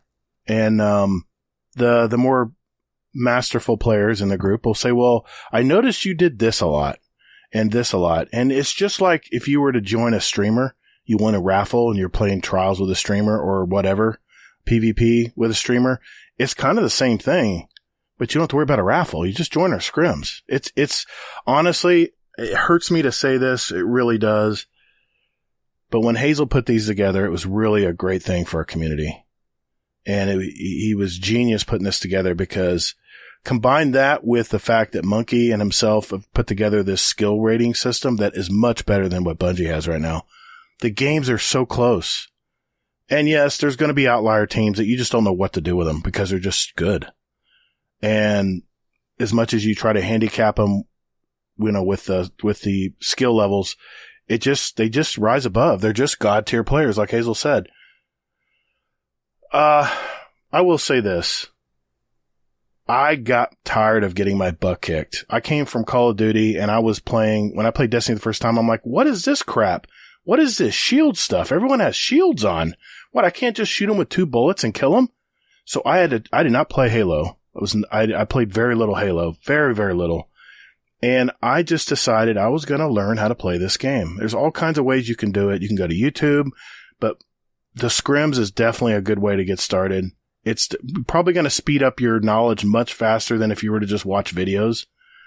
Another way is to watch streamers. that play Crucible all the time. Granted, there's fewer of them now because we won't get into that part, but they are out there. Well, the thing is with streamers is you have to be aware of their input too. Yes. A lot of streamers are M&K or mouse and keyboard. That's true. But True Vanguard's always been a controller player. Yeah, but he doesn't play too much anymore. Not anymore, but he will. He'll be back. But dude, it's Starfield. Man. I know. I didn't want to mention that, but he's like, going, throat deep on that. So all roads lead back to Destiny eventually because it's such a great game, man. You can't beat that gunplay. I'm sorry. Starfield looks like it has good gunplay, but I don't think it's going to be as good as Destiny. Sorry. But that's another matter. But I will say this. I have a Destiny help desk coming out. It's in the works. It's not going to be right away, but I've already got someone who does a lot of PvP gaming out there that I'm going to start picking his brain. And there is going to be an episode in the future where we're going to talk about Crucible. So just stay tuned on that. That's Destiny Help Desk. I post it in the Discord just like I do with the Guardian Downcast podcast. And it's not always for beginners, by the way. There's stuff in there that might help more established players too. Especially my one I had with Danfinity. We talked about how to be a better Sherpa and things like that. So don't discount it, Hammer Crasher, that it's just for beginners. It could be for a lot of different things. So keep that in mind. But yeah. And that one guy, Hazel, needs to listen to that, I think, too. Yeah, he does. Yeah. I didn't know. I mean, I don't know, maybe. No, Dan was really, it was really cool having him on the show. He, was really generous with his time. He's always a great dude when it comes to that stuff. So hopefully that helps you a little bit, sir. So, just stay tuned and join Scrims. Yeah, I just looked and, there isn't one set up, I believe anytime soon. So, be on the lookout for that. Well, next week is Iron Banner. So it's probably not going to be next week because everybody's going to play Iron Banner. But it's Fortress. I'm still going to play Iron Banner. I've already told Warcry to sign me up. I'll be there. I know. But it's Fortress. I know. I'll camp the turrets and just kill fools. Oh, that sounds like so much fun, doesn't it? That actually is fun. That's the best part of that game, is baiting people in. Yeah. Okay. Anyway. Well, I'm gonna go ahead and set up a scrim right now. Okay. Because you know what? That does not sound like fun to me. All right. So. Okay. There we go. There you go. You're welcome, RNGesus. Oh my God. All right. What do we get in the Discord there, Hazel? Just a few questions? Okay. So, yeah, just a few. So, we have, some, questions here that, I feel the need to hit first. So, okay. Question from Bubba Brad 5. Okay. Would you eat mac and cheese with ketchup? Have you ever eaten it? Is it weird? Spoiler alert. I don't eat mac and cheese anymore. I used to love it as a kid, especially the Kraft Instant. I don't eat macaroni and cheese anymore. I've grown out of it. Just when my opinion of you, I'm I sorry. feel can't get any lower. I'm sorry, dude. I can't eat it. My daughter, she scarfs it up. I just can't eat it, man. It's too cheesy. It's just, no, what I can't. I know I can't do it. It's the fake cheese. I can't do it. Oh my God. No. So you'll have to answer this for me, Hazel, because I have no opinion. What? What'd I say? I'm speechless. Okay, next question. I can't do it. I just can't eat it anymore. I don't know. What the hell? I can't do it. Okay.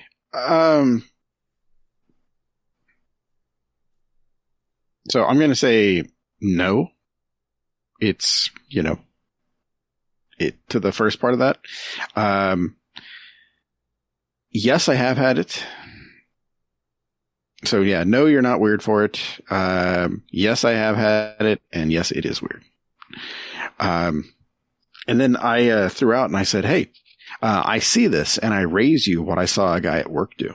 And then Moose has a question. I was going to mention it here, but Moose decided to chime in, and he says, question for Hazel, seer of cursed food. What did the guy at work do? So, with this guy, he was all kinds of special.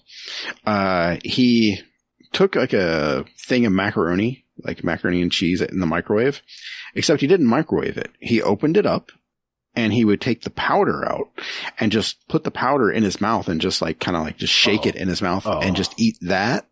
And then he would eat the noodles so they were crunchy, and he would just crunch on those as a snack. Yeah. Yeah. Yeah. No, that's the reason I don't eat mac and cheese anymore. What the fuck? That powdered frickin' whatever it is. It's not cheese. It's not cheese. But you can pay like $1 more and get like the Velveeta that has like the creamy cheese. Dude, you know what's in Velveeta? Seriously? All right, won't go love. There. Yeah, it's love. All right. Yeah. Processed the kind of love that stops your heart. Yeah, it's gonna stop your heart. All right. I want to keep mine pumping, so I'm good. It's so good, man. Ugh. Yeah. And then we have Machiavelli. He chimes in, or she chimes in, and asks, should I be concerned that I like hot dogs cut up in my mac and cheese and my kids do not? I can't do it. So, fun fact, Machiavelli. That is actually when I put ketchup on pretty much all of that.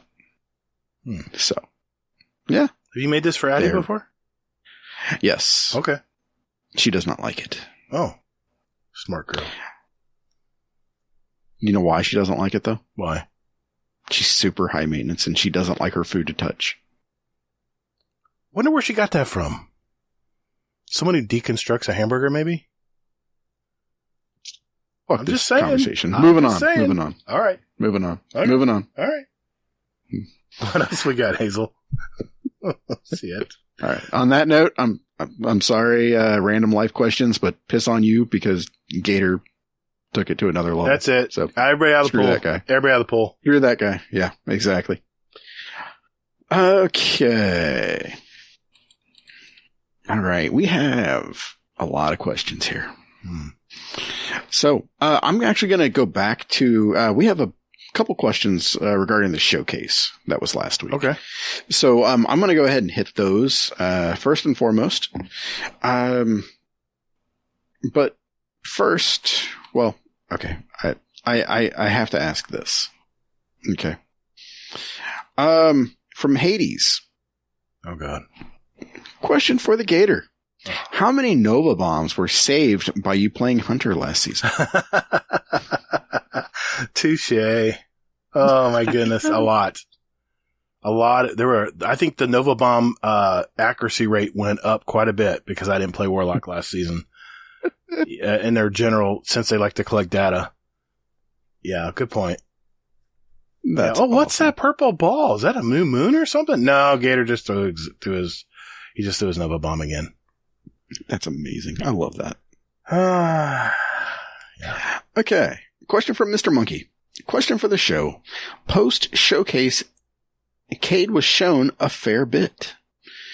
Could the Sony money and spin-off TV movies have tempted Nathan Fillion to return with a promise of Cade moving into other media? Cade would seem a good fit for TV. That's a great question. I don't know. It would sound plausible though, wouldn't it, Hazel? Have like a multi-deal sign up? It could. I mean, I could see. So I have my own theory about Cade and the showcase and that kind of thing, but I think that. Yeah, I mean, I do think that Nathan Fillion, we could see like a story of Cade 5 and Cade 4 and that kind of thing. So yeah, I think that would be a cool story to tell. I agree, man. I think it'd be a great TV show. Integrated into that story, yeah. Yeah, for sure. Hades has another question here. Question for the show. Are we counting the couple of minutes talking about the episodes as after the final shape? Yes, we were. Yeah. For your bet. Yeah, I lost the bet. They came right out with what was coming after Final Shape, and I knew I was screwed not even halfway into the showcase. I thought it would be just a little blip at the end, but I guess not. Oh well. It was glorious. Hey, I Absolutely. made the bet. I'm laying in it. Yep. Okay. Do you want me to hit one more? Yeah, let's go one more. Okay. Yeah, we still have a couple more questions regarding the showcase. Okay. So, okay. John the Bounty Hunter, question for the show. Finished watching the showcase, and right now, all of Bungie's sins are forgiven. He's such a newbie. He is. I'm such a fanboy because they totally sucked me in with the footage we saw. I can't be mad with them right now for any of their egregious past sins. We'll see how I feel next week, month, etc. Right. My question is this. Does it seem odd that we don't appear to be getting a third darkness subclass? Doesn't this whole power balance thing scream for a third dark subclass to make everything equal? Is Bungie holding out and just not showing it to us? Or does it not exist? And if not, why? Did they run out of time or money? Or was it never even a possibility, never an option in the first place? Curious to hear your thoughts. Thanks, John. No, I may be wrong here, but didn't Joe address this in that article with PC Gamer? Yeah, exactly. Yeah, Okay. he said that it takes longer than a year to get a new subclass up and running. And I think he said there was some, I could have sworn I heard this, maybe it was on a video or someone reading it, that Joe said, no, we don't have to have a balance of 3 and 3, or, we don't have to 3 dark, 3 light. Yep. Yeah, he did say that as well. Yeah, that it doesn't need to be a balance. So, I mean, there's that. Well, I'm not trying to make this about plugging the Destiny Help Desk podcast, but I did have him on recently as well, and that's definitely Joe? worth a listen. No, not Joe. That'd be awesome. No, John the Bounty Hunter. So that was a good interview I had with him. So if you want to know more about him, Nice. all right, let's go with the speak pipe. I have another one here from a new member. This is Tajo. Here we go. Hey, GDC. Tajo here. Been following your podcast since about episode 201. Recently joined the Discord a little while back, and I plan to be more involved with the community now that the new season started up. My question, so I got my first PC a couple months ago, and I was super excited to make the switch from PS5. I downloaded D2, and I found that I couldn't play PvP without registering my phone number. No big deal, but they won't accept my phone number since I have a prepaid phone service. I would have to change my phone number to a major carrier like T-Mobile or AT&T or whatever, resulting in doubling or tripling my phone bill. I know Overwatch 2 and maybe even COD did this as well. What do you think about this type of anti-cheat? I think it's kind of ridiculous, but I also get what they're trying to do. I just wish there was a better way. Let me know if there is another way to access PvP. I'm still learning how to work my PC, and I'm looking forward to being more involved with the community. Love the show, guys. Bye. Thanks, Tajo. Yeah, thank you. Tajo. Right. Got it. Tajo. Got it. Yeah. Hey, it could be worse. Damn, It could that be TLDR, sucks. Tim. Yeah, I mean, have you heard about this? I have, yeah. It's part of the anti-cheat piece. Is it part of that separate program? BattleEye? BattleEye, yeah.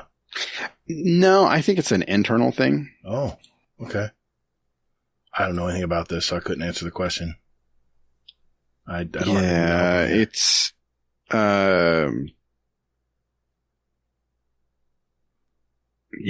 there's just not a, I haven't heard of any ways around it. I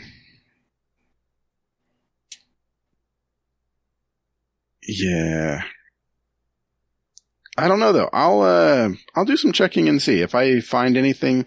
I'll at you and in the Discord. Cool. Let's see. He does have a follow-up question here. I'm going to just go and play it as well. He sent it to him, so here we go. Hey guys, Tajo here.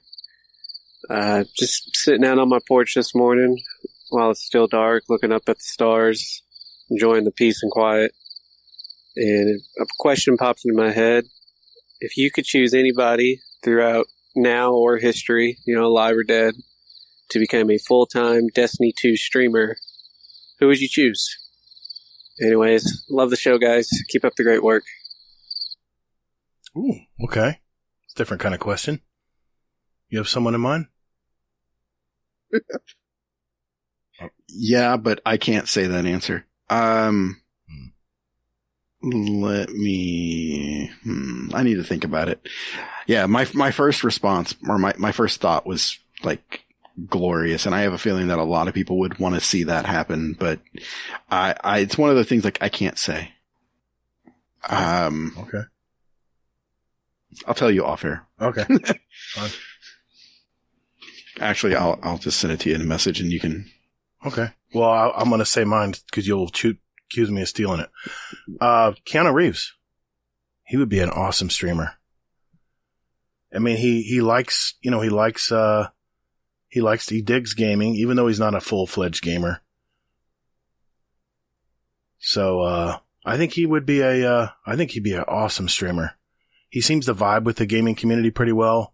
I mean, my God, all his movies are badass. So, that'd be my answer. Yeah. Okay.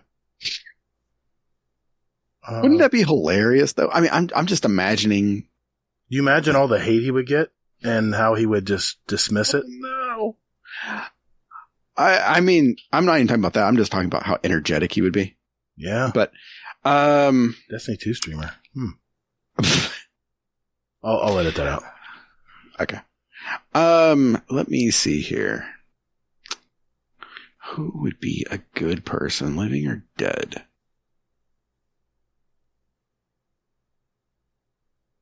Huh. Oh, by the way, Hades, I do have the Betamax copy of Matrix if you want it. Sorry, I just thought of that right now. He was asking if I had a copy for this movie he thought was pretty cool called The Matrix.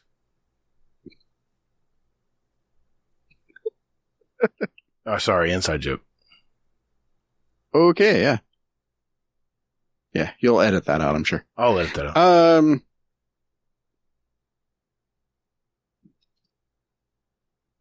All right. It's not that deep.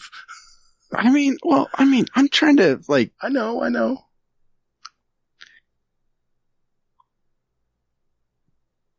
Alive or dead? I think that would be kind of cool, I think. I think Mel Blanc. Oh, you could do voices. Yeah, exactly. Cool, yeah.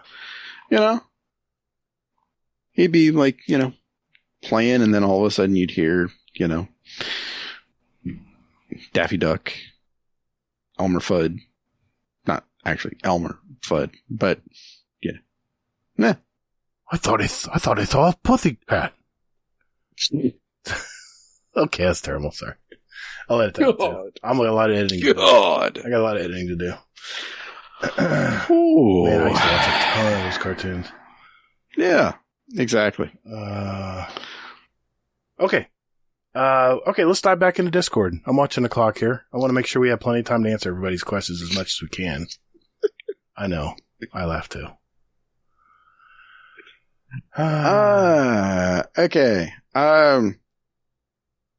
Smiter has a question here. Question for the show. The showcase talked about episodes that will be coming out after the final shade. He said shape, I believe. Mm-hmm. They said it will show the aftermath of the events of the final shape. Do you think it will show how each species reacts / is affected, i.e. the Fallen, Hive, Cabal, etc.?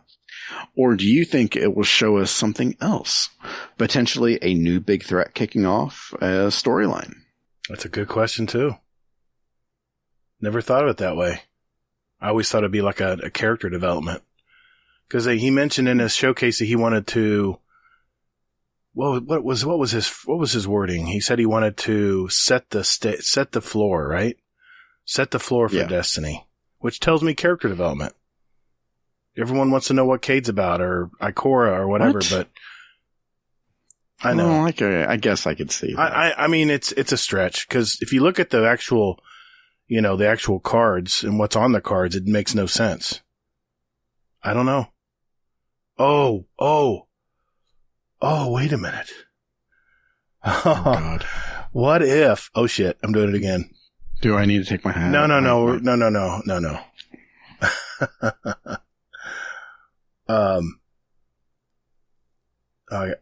Oh man. When I saw the second card, it has like, what is it? The Scorn. The Scorn.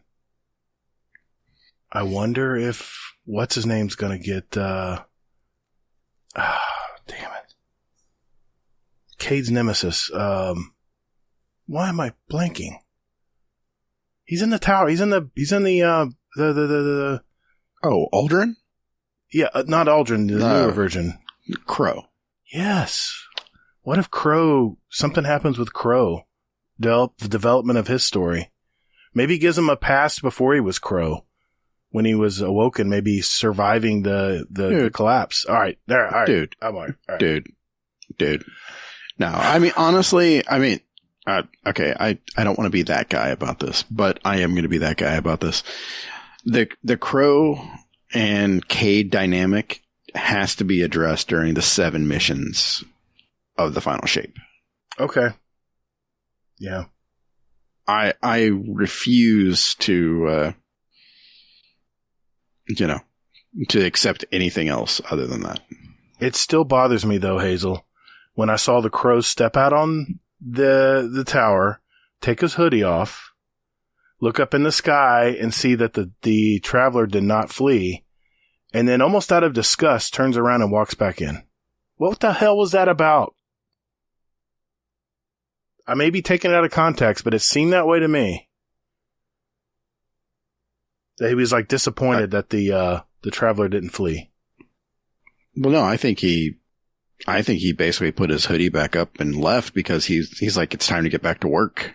Okay, maybe I had to take that out of context then. Okay, you can't tell. It's just it happens so quickly. Well, I mean, but yeah, and that's like half the Bungie's storytelling is that it's always it could go one way or another for everything. And facial expressions are really hard to get across in a video game. So okay, well, I'll give them that. Especially if it's not a close up. It's right. It's far away. Well, it's medium. Yeah. Yeah. Okay. All right. Sorry. Not trying to drag us down. But see, I'm not a Crow hater, so I mean, I know. Yeah, maybe if you were talking to Rodimus, and Rodimus would be like, "Fuck that guy," he was wanting to shoot the traveler. That's what he was trying to do. That's a shitty impression of Rodimus. I'm still on the fence with him. I'm still pissed he made us go get that Vex eye in Destiny. But that wasn't him. I know that's Aldrin. I know, but still, I can't get that out of my head. He was such a prick. That's not him. I know. That's like if you were brought back and I was like, holding them accountable for all of your, spin foil theories and things like this. I'd be like, oh, thank God you're normal. What do you think, Gator? What do you think is going to happen? I think there's going to be some seasons. It's going to be a story. Maybe a that's it.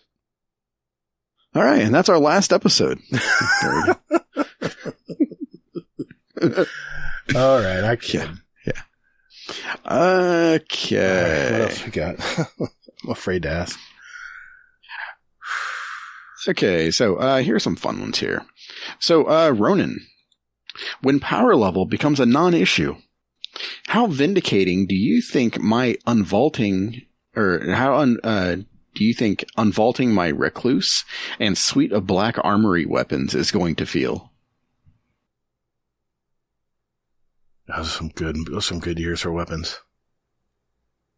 One of my favorite seasons for weapons.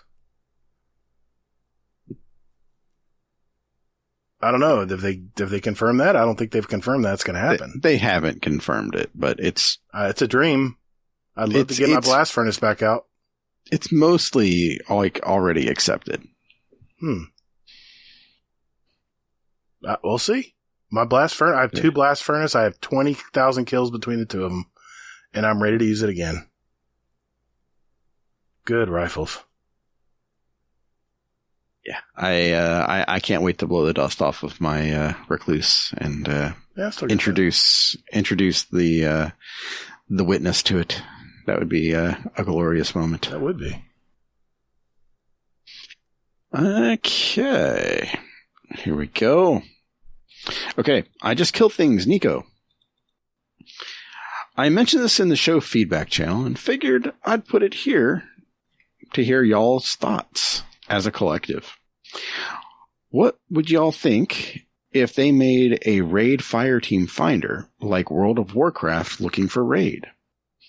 It's simpler mechanics to get the feel for the raid itself and lower power than the actual raid gear, but high enough to get your foot into raids. Personally, I feel everyone would benefit from it, new, returning, and veteran players. Yeah, I never played World of Warcraft, so I don't know what you're referring to, but I get your concept. I think it would be good. I'm always advocating for the new player, so I'm always going to be for something like this. Some way of walking a newer player through a raid. Well, the other side of it, too, is that the loot that they would get would either be basically like very like on par to where they are, right. So there's very little loot aspect to it. I would hope that they're in it for the experience, too, not just the loot. Yeah. But it is a looter shooter, so of course there's going to have to be something available for putting in the time. But, you know, if I don't know, if someone was wanting to dive into and learn something like that, yeah. And we talked about this with Dan Finity and John the Bounty Hunter. So, I mean, yeah, it's a valid question. But I didn't play World of Warcraft. Did you ever play World of Warcraft? My son did. I tried it briefly, and I was overwhelmed by all of the things that I could do on the game, and I was just like, yeah, no, I'm good. I did start a character, but then I was like, oh man, this is way too deep for me. I knew I was going to get addicted to that one. So I bowed out. Yeah, I didn't think that I'd get addicted to it because I was just like super overwhelmed by all the shit that was going on in the game, and I'm just like, okay, yeah. Now, like, there's buttons and like macros and things, and I was just like, yeah, no, I'm good. I'm good. Yeah, and that's before they simplified it and rechanged like what Elmer Fudd talked about. It was before that time, but still, I'm just, yeah, I just play Destiny. Yeah. Yeah, and there's a reason why. Mm-hmm. Coderson has a question here. Good old Cody. Question for the show. What is your go-to loadout and why is it your favorite? Oof. Yeah, oof. That's a lot to talk about. How much time you got? You get, what's your favorite loadout? They're all good. I mean, all right. You liar. All right. Yeah, it's my Blink Warlock. I even use it in PvE sometimes. If I'm trying to like blink over thralls and stuff, it's really good. If you know how to use Blink good, you can even use it in PvE. It's not just a PvP thing. So yeah, it'd be my Void Devourer. Everyone knows it. I won't hide from it. What's yours, Hazel? Yeah, what is yours? What do you play anyway? I can't keep track. That's a good question. I can't keep track. Oh, I'll be honest with you. I am all over the place right now. Mm-hmm. I mean, I'd probably say right now I'm a hunter main. For as of week 2, but yeah, and I'm running the Arc Strider Assassin's Cowl punchy hunter. Yeah, so. You know what? Just an aside here. Kato said that is freaking broken. Oh, shit. No, it's not. No, it's not broken at all. Never mind. I'll edit that out. Perish the thought. I'm sorry. I will definitely edit that part out. It's not broken at all. No, it's not broken. I don't understand how it could be broken, Kato is once mistaken. you use...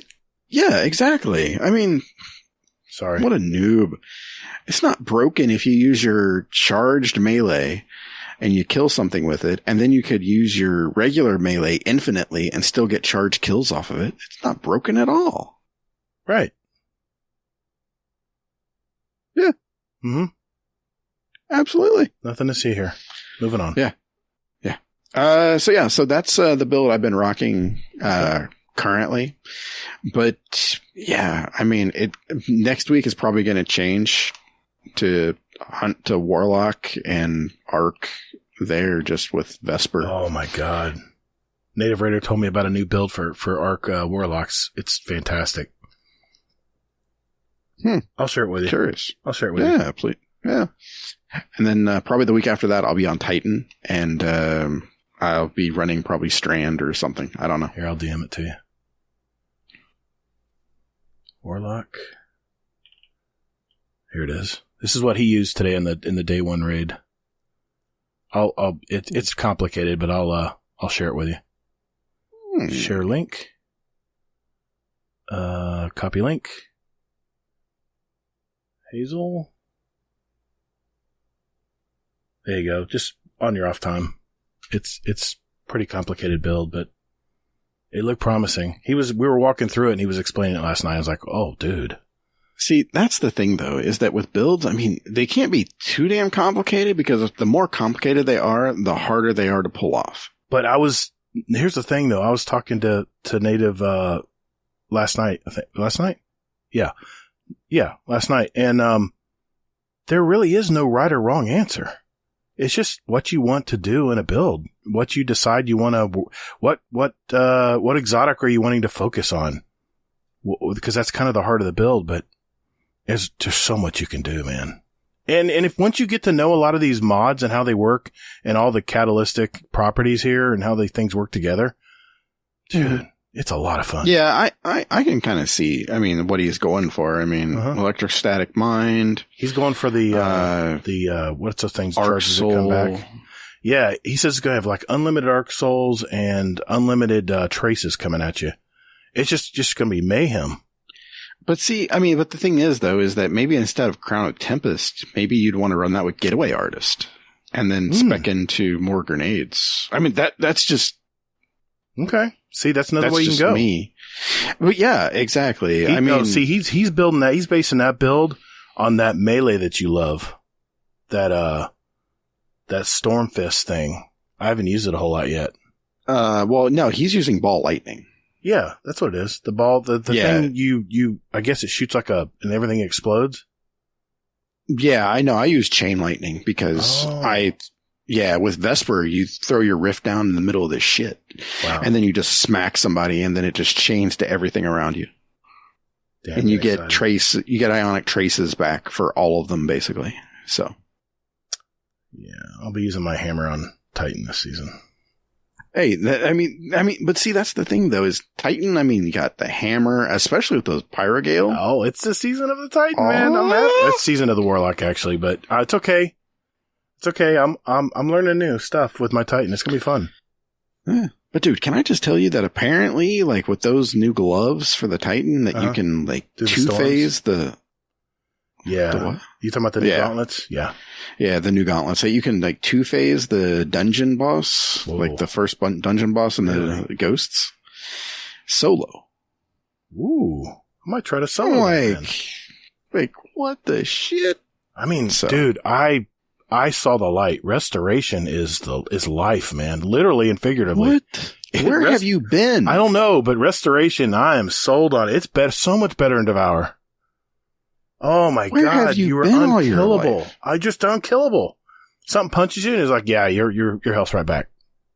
It's like someone punches you, your health dips and it just goes right back up. It's amazing.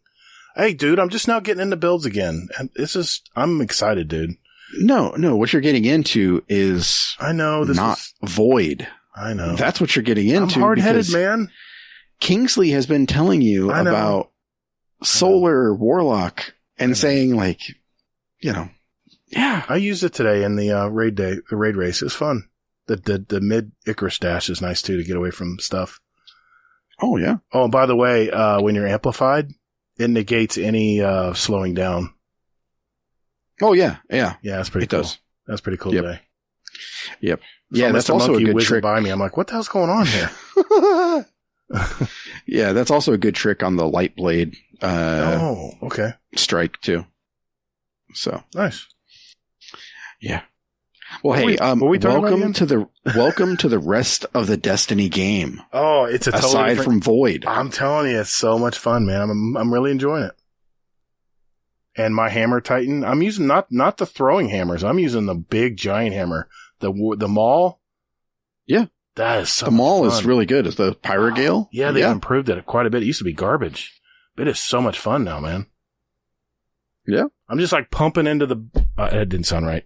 I'm just, slamming my hammer down, just throwing fire at the bosses. It's just amazing. Pump it up. Yep.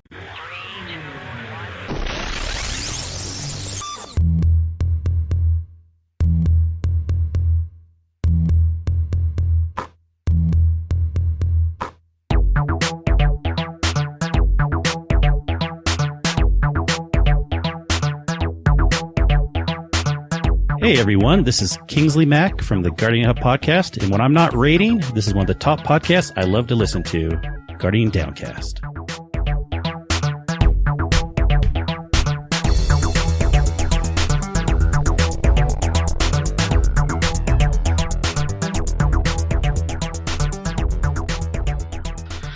So, all right, let's hit another question. Mm-hmm.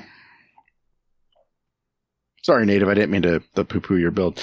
But I just, was just thinking, hey, Okay. All right. Here's a question from Tajo. Just recently started listening a few months ago, so apology if this has been asked already. I'm going to give you a spoiler alert and say no, it has not been asked because our community is typically not evil. If you had to delete one of either Void, Solar, or Arc subclass for each character, which one would you choose? He said he would choose to delete Arc Warlock, Void Titan, and Solar Hunter. One of each? That's harsh, man. Yeah. Okay, this is simple for me. For Warlock, it's definitely going to be Strand. Ice Show's gone. No. Yeah. No. Yeah. Void, Solar, or Arc. Oh, it's got to be a light subclass? Dude, that hurts. For each one? Wow.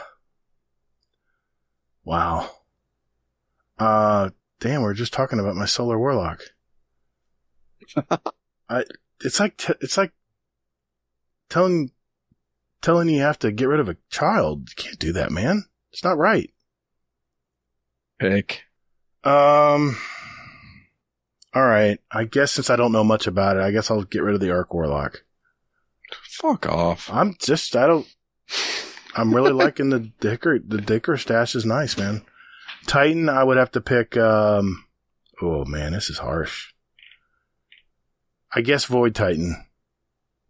I know I have some nice builds for Void Titan. It's a nice survivability build too. And then for my Hunter, I'll get rid of, I'll get rid of Void. Oh, wait a minute. No, Gerfalcons. No, I'm wrong. I didn't say that. I guess I'll get rid of Arc with my, God, that's Blink though, man. I guess I'll get rid of my Arc Hunter. Never going to happen, by the way. But, for your question, I'll give you that answer. Okay. So, it's going to be Void Titan. Okay. Void Warlock. What?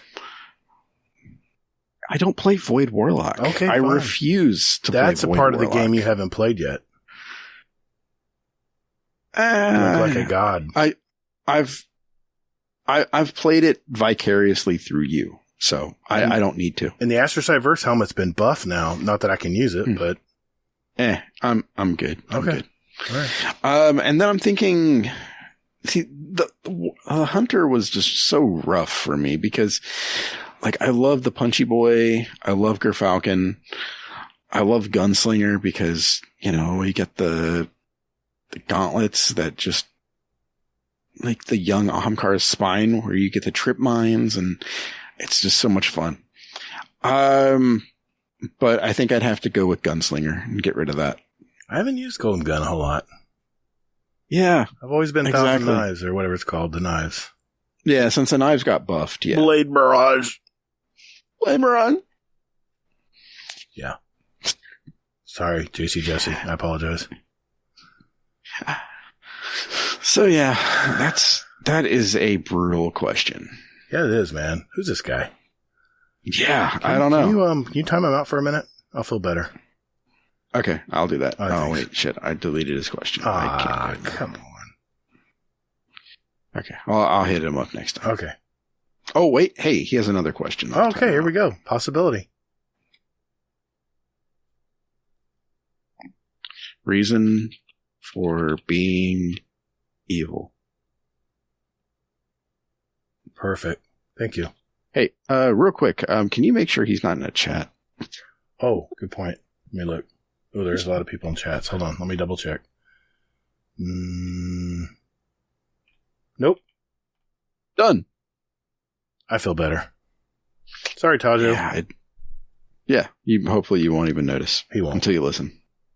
Until he logs in and he's got to wait for however much, how long you timed him out. Or does that count? Only like 7 days. Only 7 days. Oh, it only stays for 7? He'll be in by tomorrow, probably, hopefully. Okay. No, I timed out for 7 days for being evil. What? That's a little harsh. It is? Yeah, I probably tone that back a little. Okay. Give him like 5 minutes. Okay. All right. Question. Fluffy Fingers PvP. Who's this guy? That's between you and him. Oh. As seen on Reddit, if being naked is the norm, what is the worst job to have? Why, Fluffy? Why? Worst job. Okay, I would say zipline instructor. There we go. What? If naked is the way to go. Imagine ziplining across a ravine all naked. Why? What's wrong with that? Because everything's like hanging. No, what's wrong with that? No, I'm good. There you go. I answered this question. What? Zipline instructor. That is a terrible answer. Why? It doesn't, I mean. It's just abstract enough to make sense because of his question. Okay, I guess if things got caught in the wind, it would kind of suck, but. Or bug flew in some areas. Because you have to kind of curl into a cannonball. So, yeah. I mean, you're exposing yourself for all to see. That third eye. And not talking about the front one. Maybe I'll have to, go to the best or the second best hub on the net to see, or third best hub on the net to see if this is an actual thing. That's. Yeah. Okay.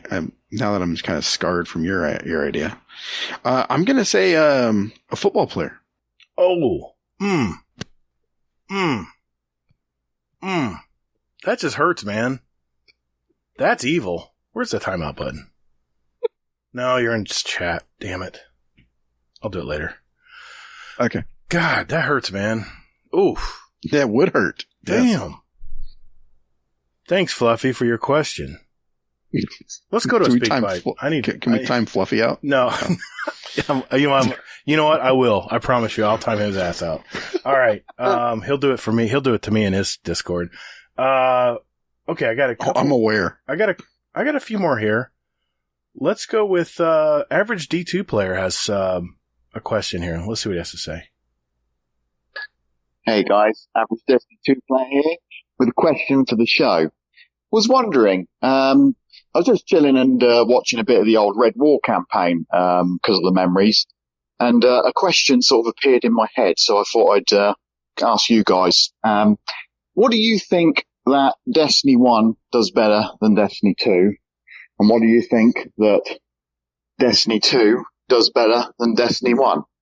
For example, I would probably say that Destiny 1 probably does shaders and the aesthetics of gear better. I think the weapons look better, and I think the armor look better. bit of a shame that we can't really bring any of it back. You never know. Bungie might do it one day. And I think Destiny 2 does the UI better. I think the UI looks better at Destiny 2 than it did in Destiny 1. So anyway, I want to know what you guys think. So yeah, that is my question for the show. And what about the new players? Can anybody think about the new players? Anyway, I'll edit that out. I'm trading. Thanks, guys. It's great to be back and chatting to you again. I'm out. Get toddled and later, Guardian. I love this guy. Thanks, Average D2 Flare. That was a good one. You got me there. That was awesome. This is an easy question for me. But I did the speak pipes. You have to answer first. Son of a bitch. What did D1 do better? I'm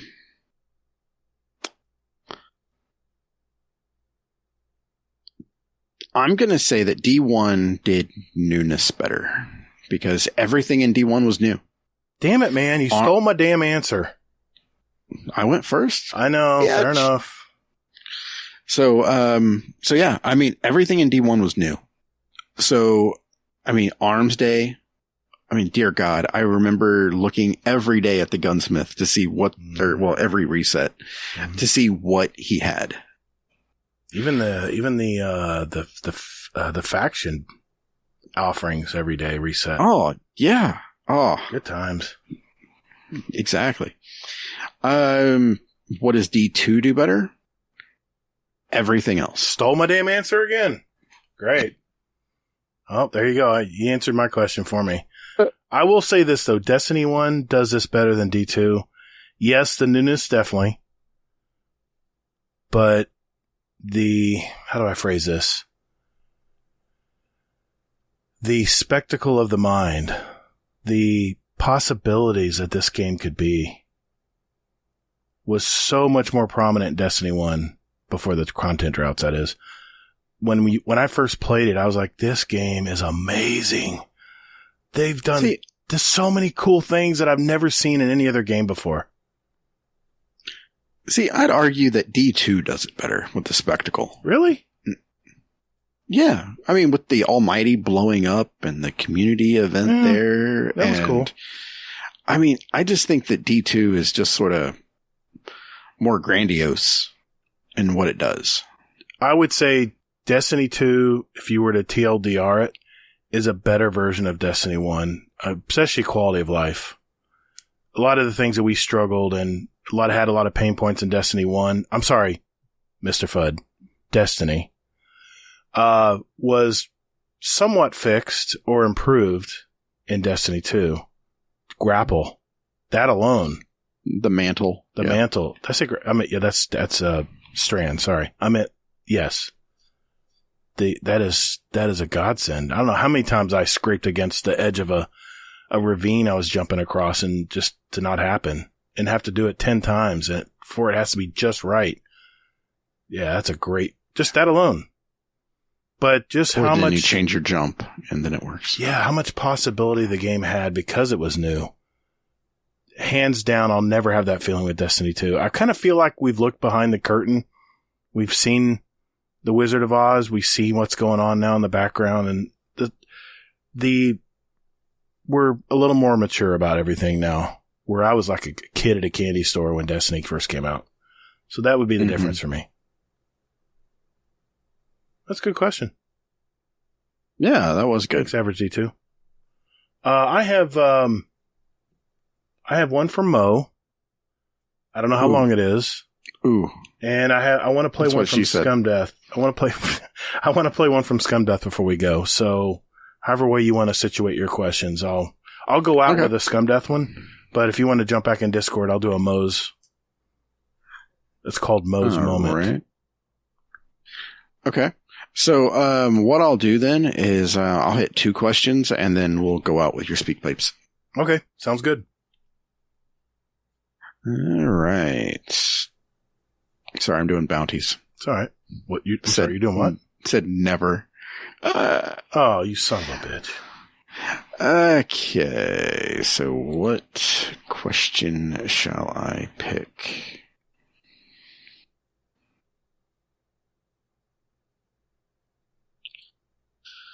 Okay. Here's one from The Only Blade. I'm just listening. This is a while back, but I'm just listening to the latest episode of the podcast, and I have a Destiny-ish question for you. You said that Spinfoil Theory, matter could be the new Destiny game. Yeah. Here's my question. Didn't they already confirm that matter is an arena shooter like COD? Throw that question out. We don't need to hear that question. Next question. Yes, I know. Destiny has in ink confirmed that it's not dead. I'm not done asking the question. So how would that be the next Destiny? Also, to add that they have confirmed multiple times that the final shape is the end of the Light versus Dark saga, not the end of Destiny 2. So the ball is in your court. I never said it was the end of Destiny 2. All right. I think I've answered that question. Love it. Times. I love it. You happy now? Fine. But see, if it makes you feel better, I picked that question at absolute random. Did you really? I did, because I was just like... Wait a minute, who sent that question? The Only Blade. Oh, The Only Blade. Yeah, that's the reason I asked. I was like, oh, hey, it's The Only Blade. I haven't seen him in a minute. Let me write that name down real quick. Only Blade. And we got Fluffy Fingers. Get the timeout patrol going. All right. Thank you. All right. Thanks for the question. What else we got? Enjoy your timeouts. Okay. Let's see here. Ooh, I like this one. Talking Headleys. What will Cade 6 think about the new Aldrin? I don't think he's... See, everyone's pumped up about Cade 6. I'm not trying to burst your bubble. I'm really not. Cade 6 is going to be our guide. That's all he's going to be in final shape. And then he's gone. Maybe in a TV show later. Sorry not to pee in your oatmeal or your Cheerios. But hypothetically, I think he'd be indifferent. I don't think he'd care. I mean, he's already gone. I mean, he's an EXO. Why can't he be brought back though? Why can't it be the next Cade? Cade 7. Yeah, that could happen. I mean, people have been talking about that forever. So when they wipe his memories, when they wipe his memories and he's Cade 7, then he's not going to remember anyway. So there you go. Is that convoluted enough answer? Yes. Okay. Perfect. I think that Cade 6 will basically give his blessing and be like, hey, you killed me, so, good on you. That is just that, you killed me, so that means you're the new Hunter Vanguard, and have fun and don't get killed. Great. So. All right. Anything else? You want any other questions you want to grab there before we go? No. Okay. I think I'm good. Let's go out with a couple speak pipes here. I have one here from Mo. It's called Mo's Moment. I have no clue what this is about. Here we go. All right, guys. So, I had a crazy, wild story today at work. Although I wasn't there, I heard about it later from a few colleagues. So I just wanted to share this. So, a customer came in and tried to either return their TV or try and get a replacement because it was completely just messed up. Scratches everywhere, stains everywhere. I think maybe even a broken screen or something. Wow. And long story short, she was out there yelling at the manager and a few colleagues there going, I demand this shit, all this shit. And then towards the end when security was coming around to get her, she's oh, so you're racist. It's my good God. How do people deal with customers? I'm so glad I don't have to deal with them, but it's how do you deal with such shenanigans? So she was yelling top of her lungs here, and she had kids with her, and in the background they're just swearing and stuff. The funniest part was the kid was saying ooh, I jumped on it. like basically just throwing her in the shit because she was trying to say, oh, I don't know how I got this product like this, like how is my TV messed up and all this, and like a kid just basically put her in the shit. Anyways, what I'm trying to say is like, so a customer are coming to the store to try and get help in terms of a replacement or a refund or something. What makes you think shouting to the top of your lungs is going to make us go, you know what? I really want to sort out this customer's order like right now or like at all because, you know, they're really angry and I want to improve their mood. Like it doesn't work like that. I don't know the sense of entitlement some customers have, thinking they can just come to the store and just start yelling at the top of their lungs, effing and blinding everything. Oh, you're this, you're that. This is fucking bullshit. Kids in the background, maybe 7 to 8 years old, I don't know, literally like swearing like constantly, and it's like, yeah, I don't know if you're really stable as a parent, like certainly as a human being. So yeah, I don't know. You guys had any wild stories regarding customers? Maybe if not you, then anyone that's been on the show. It's just weird, like the sense of entitlement, because like security guard can just come around and be like, all right, on your way, sunshine, get out of here. You're ruining everyone's mood. Get fucked. And take your shitty TV with you. Like, I don't know. People just baffled me, I guess, and just wanted to send this in because it was a wild, weird story from work, and I don't really have a Mo's moment to post for the past few weeks. So hey, that was my moment of the week. Crazy stuff. All right, goodbye. Thanks, Mo. Thanks, Mo. I don't know, man. It's absurd. I mean, people are just crazy. I mean, I just think that people have just lost that ability to communicate in a halfway decent manner with people. You know, you probably deal with this. They're not losing their damn mind. You probably get this, don't you? Yeah, kind of, sort of. I mean, it's just one of those things where it's like, you know, just it's like I always like live by the, you know, you draw more flies with honey than vinegar. Right. But the thing is though, is that, I mean, I'll give people like, if I'm calling somebody, I'll give them like multiple chances to get shit right. Mm-hmm. I'll be like, hey, you know, like let's partner up here and let's get this done. Okay. I mean, you know, I've done your job before. I know what you do. I know you hate your job and hate your life and things like this, but you know, hey, I really want to get this done for both of us. And I even mentioned like, hey, I'll give you a good survey if, you know, you get this done, you know, as soon as possible. And they're just like, oh, okay, great. But sometimes like it just doesn't happen. And then it becomes, well, you know, it's either you work with me or you work with my wife. And for both our sakes, you don't want to work with her. I'll have to say that to Tasha. I've said it to her before. Oh, okay. Okay. Yeah. She knows. Oh. She knows. She is exactly the type of person, like if she, like, I can't listen to her. Wow. I can't. It triggers me. And I'm just like, no. Yeah. Mm-mm. Yeah. Well, to answer your question, Mo, the reason she raises her voice is because she's used that method before and it's worked. People get embarrassed. Exactly. It makes a scene and they just want to shut her up. So as long as people keep rewarding her for that, she's going to keep doing it. Mm-hmm. Whether she's in the wrong or not. Man, I've worked a ton of retail, man. I dealt with this stuff all the time. Sometimes I was just a kid, you know, I didn't know. I took this stuff personally sometimes. I'd bring it home with me. People don't realize that, man. It's sometimes the most thankless job. And, you know, you're just trying to pay your bills like everybody else. I give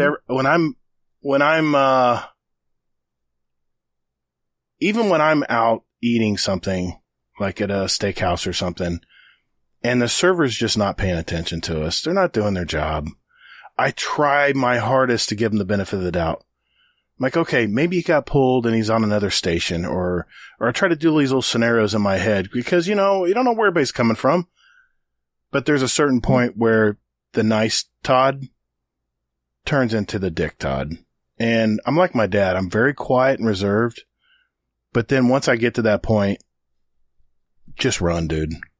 Because blood pressure or not, I'm not the same person when I reach that point. But it takes a long time, like my dad, to get to that point. But like you said, I try to give everyone the benefit of the doubt. I don't know what they're coming from. I don't know what their life's about. Everyone's different out there. We're all dealing with the same crap. But then there's a point when you're just not reasonable anymore. And I have to treat you like a child. And that's that. Yeah. Yeah. I mean, I mentioned this before, but yeah, I hit a point like that with when I went to a place called Cracker Barrel. And I was in college and I sat at a table by myself. I set out my books and,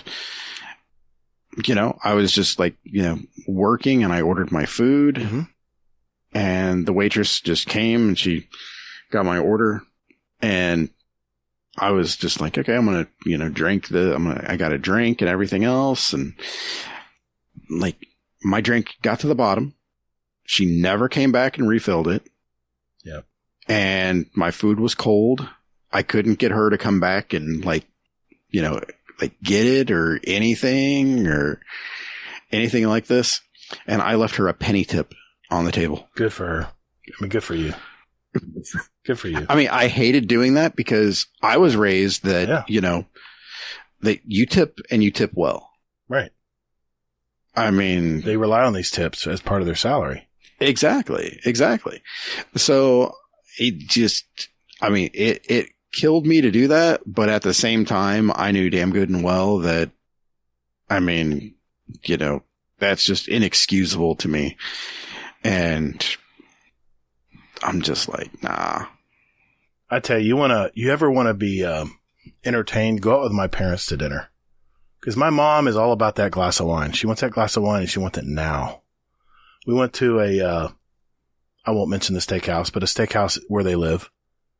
And it was obvious, dude. There were a lot of people sitting around at tables not getting food. And that's always, whenever you go into a restaurant, important tip, look around. How many people are sitting there without food on their table waiting?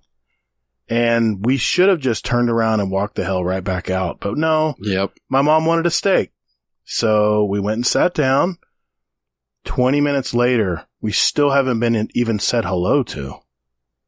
And yeah. So finally the waitress shows up like she has to do it. That kind of attitude, you can tell. She's probably been overworked. She's probably it's probably well understaffed, like a lot of restaurants are now. And my mom says, yeah, I want a glass of Zinfandel. She usually gets the house white. And she took her order. We got everything down. She brought out some bread. I'm like, okay, here we go. We're good. Well, my mother did not get her wine. And you do not want to let my mother wait for wine. She came back. We had our sodas, but no, my mom didn't have her wine. And my mom's like, yes, where's my wine, please? And the lady had the balls to say, well, the bartender's really busy right now. My mother pushed my dad out of the stall and said, let's go. We're out of here.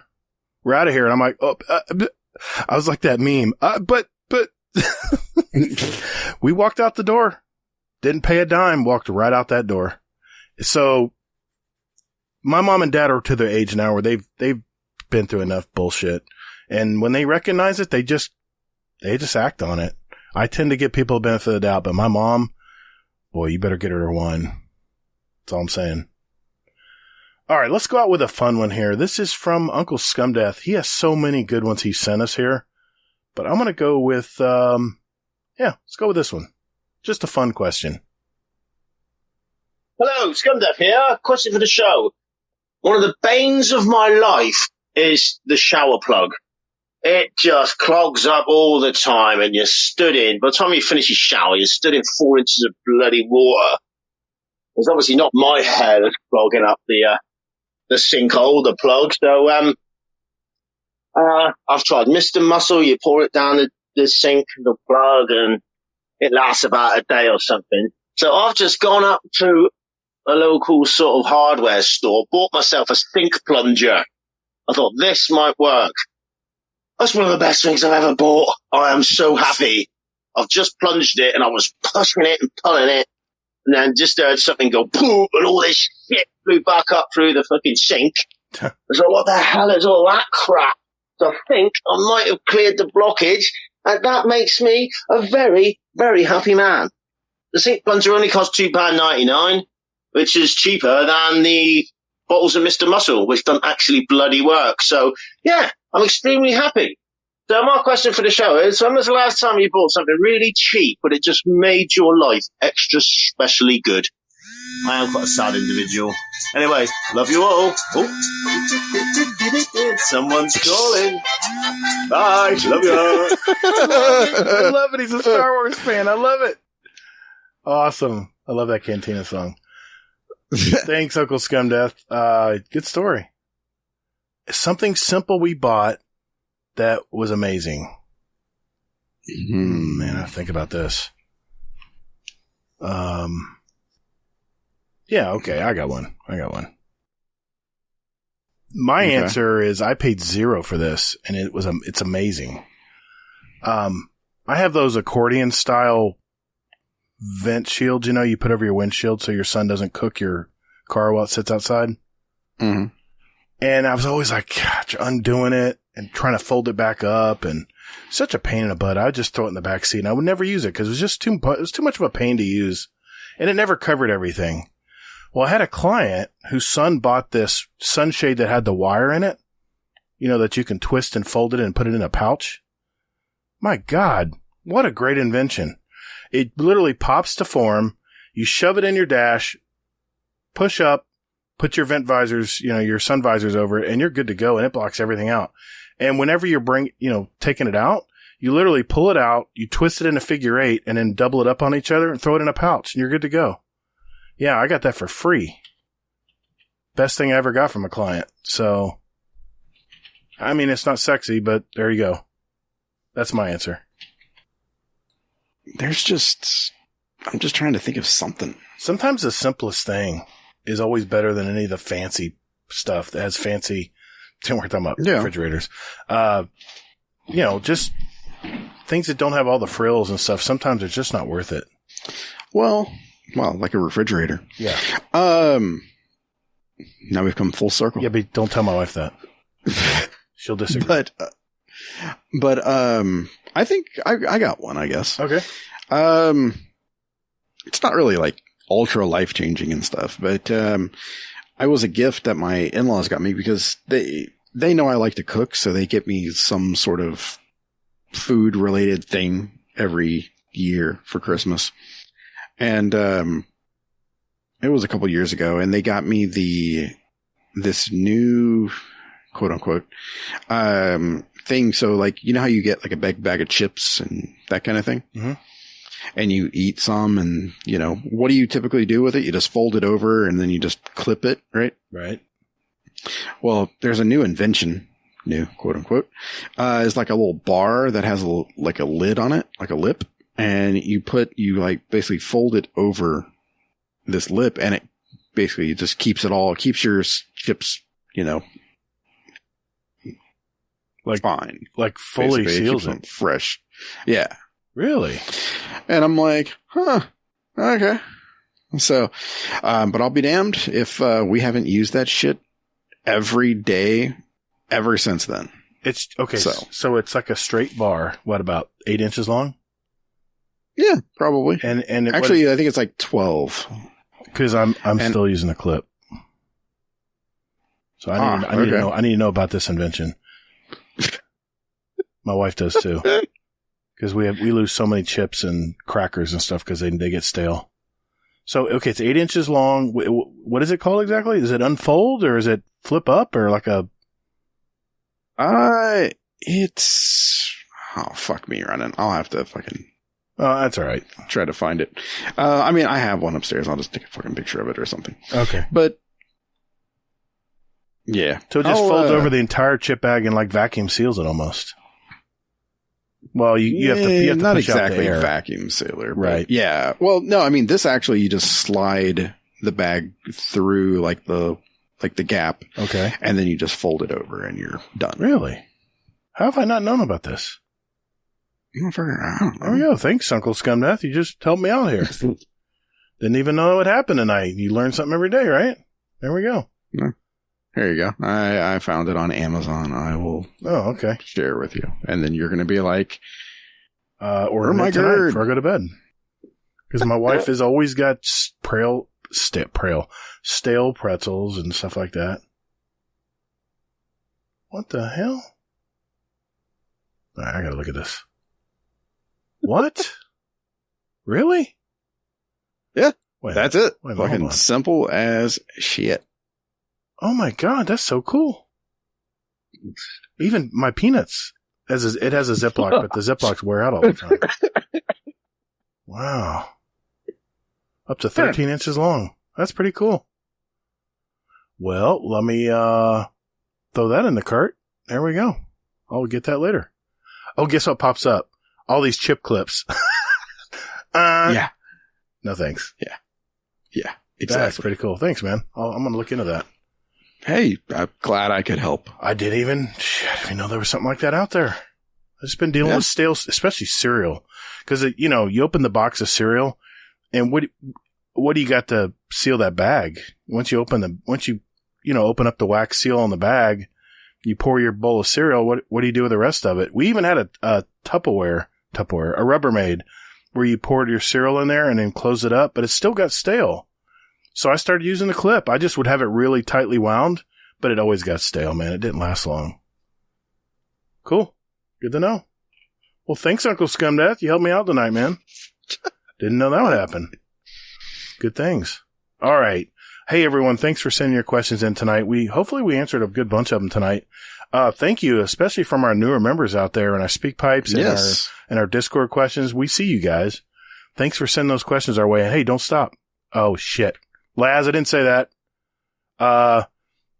You didn't say don't write it down, write it down. So you're good. Yeah, but Laz was criticizing me the other day how I keep telling people to send more questions in and we can't answer them. But hey, if something comes to mind and you're like not busy, maybe I don't know, record something and throw it at us, or maybe drop. Just don't write it down first. Discord. Just don't write it down. Yeah. All right. Good deal. That was good. I like that. Some good questions in there. All right.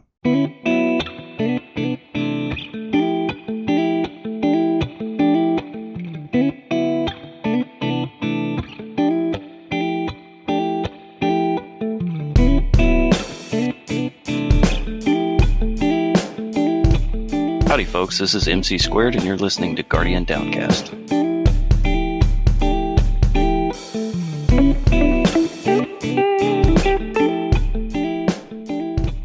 All right, Hazel. A little housekeeping before we go tonight.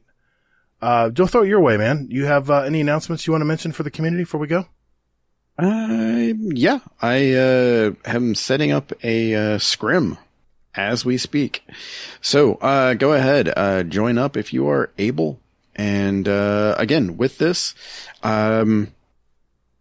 it's mainly just, just come as you are, and, we'll set you up on a team and everything else. Yeah, it's pretty simple to do. It's a lot of fun too. I always get a laugh when I play. All right. Thanks, Hazel. I want to mention that, our questions are closed now for our question of the month. What we're going to do is Hazel and I are going to get together over this next week. We had some raid stuff to do today. And we're going to decide what the question of the month for September is going to be. Thank you for everyone who put your questions in. And, we'll make sure we give you credit too when we decide next week what to mention for the question of the month for September. But I did want to mention something, Hazel. I had a message from, one of the Wonder Boys, running Red Lion. We talked about, we talked to Elmer Fudd last week about how he puts these raid races on and how we were hoping he would, put more of these on in the future. And he threw this out there, and Elmer Fudd, I'm mentioning this out loud because maybe something you might want to consider. He just wrote something here. I'm just going to read it verbatim. He says, I've talked about this in passing before, but since Fudd mentioned it during, doing more events in the not too distant future, I thought I'd bring it up again. The Destiny 2 Triathlon. Teams of 6 split into 3s, and they run a GM, a dungeon, and then meet back up for a final raid. There's just the one new raid right now with a 3-raid scramble that's been done a couple times already. So what do you think?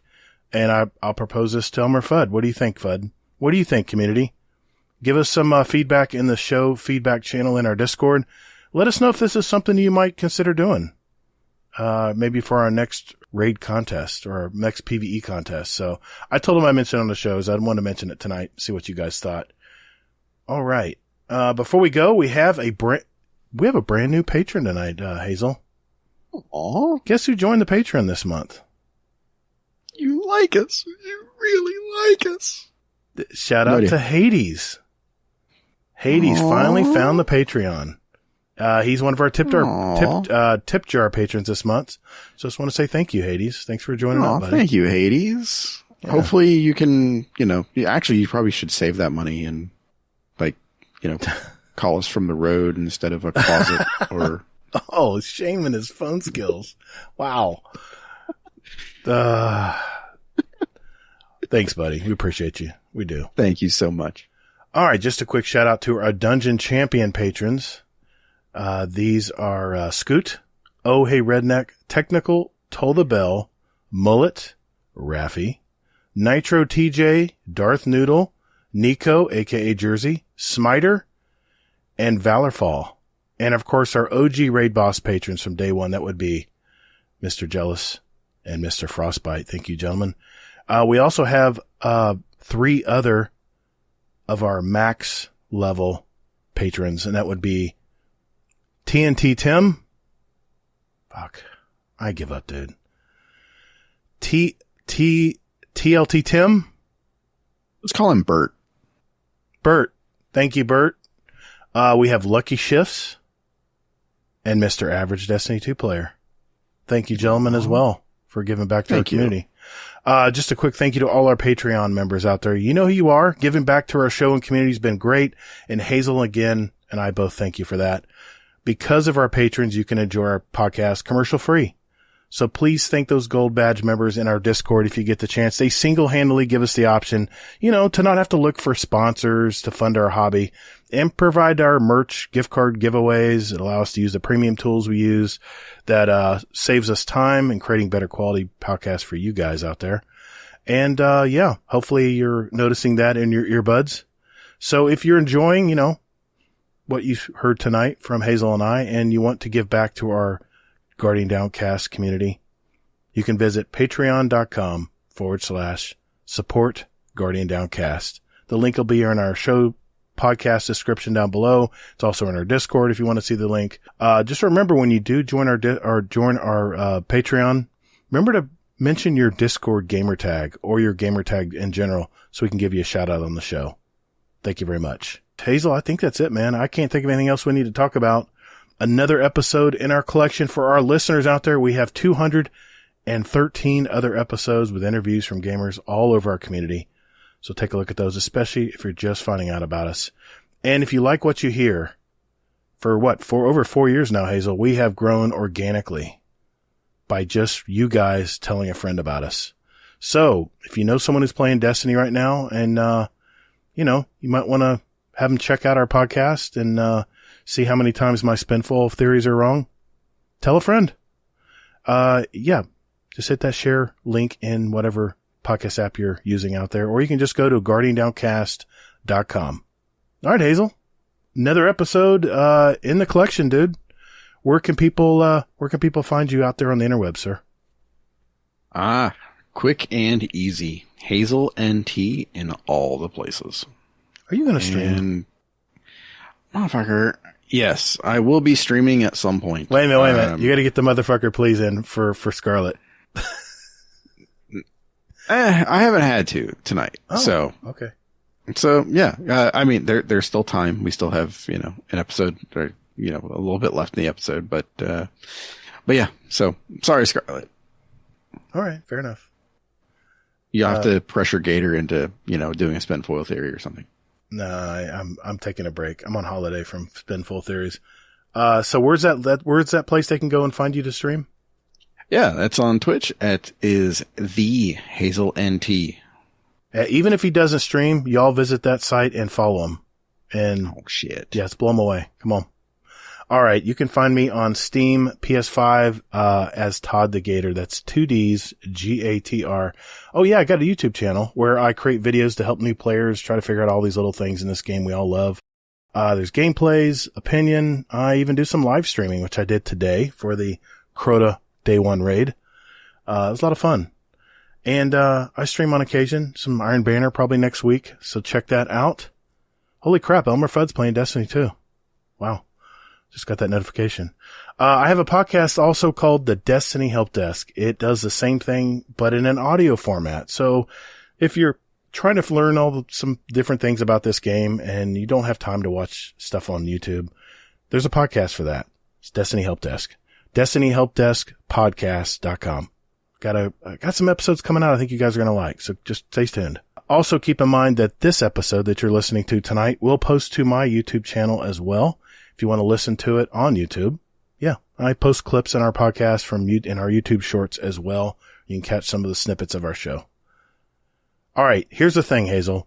We don't have a Scumdeath Corner tonight, but what I thought about, Scumdeath sent me a message a while back, and I figured I would just play that instead, and it is called Scumdeath's Fuck Ups.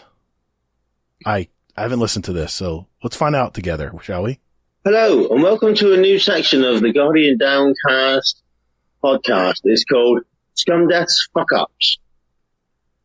Last night I played a gig in Bristol. It's 2 hours away from where I live, and I got in at about 2:30 a.m. and it was my girlfriend's birthday the next day, so I had to wrap presents and strategically run down my brother's and grab the flowers that I bought her because I couldn't have them in the house. She would see them while I was away. So I ran down my brother's and he hadn't left the flowers outside his house, which he said he was going to. I was about 4 o'clock this morning, and now it's 7:30 in the morning. We've just woke up, and my girlfriend has told me that her birthday is not today, it's tomorrow. So I made a massive fuck up. I got my dates wrong. I thought her birthday was today. I've got her presents and all that type of stuff all ready to go. So I've made a massive fuck up. This is not a question for the show. This is not a Scumdeath's Corner. This is called Scumdeath's Fuck Up. So I'm going to make her a cup of tea, and what I've got ready for her, I'm going to have to hide until tomorrow, which is her actual birthday. For fuck's sake. I've only had 3 hours sleep. Oh my God. It's 7:30. I think I went to bed at 4:30. Trying to sort all this and get everything ready for her birthday, which is not her actual fucking birthday. I'll tell you what, fuck my life. You wouldn't want to be me. Goodbye, love you. That is so awesome. It takes a big man to admit he's wrong, Uncle Scumdeath. Yep. Exactly. Good show. Good show. Thank you, sir. Hope you're doing well, with your new housemates. Sorry. I'm sorry. That's insensitive of me. I apologize. Hey, everyone. Remember, as you're playing Lightfall, Season of the Witch, remember, take breaks, get outside, and touch some grass, Hades. Remember, everyone, we only get one playthrough in this life, so make it count. And more importantly, be good to your fellow Guardians in the Destinyverse out there. The weight of the world was on your shoulders, and still you triumphed. Marvelous. Thank you all so very much for listening. And later, Guardian. Yeah, toddled. Damn, that was quick. Hell yeah. Yeah. I just wanted to, throw it off. I tried to get it in that little pause that you did there, but. Love it. Awesome, man. That was a great show.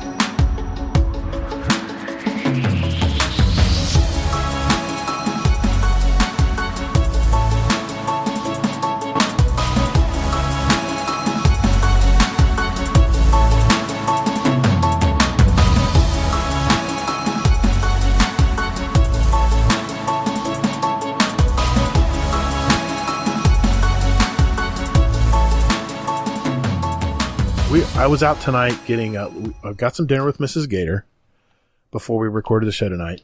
And on the way, though, we have a Samsung refrigerator that has been a total turd. This thing ices, the coils in the back of this thing ice up because the defrost setting has a drain like at the bottom of the inside of the refrigerator where the water is supposed to drain into a pan underneath the refrigerator.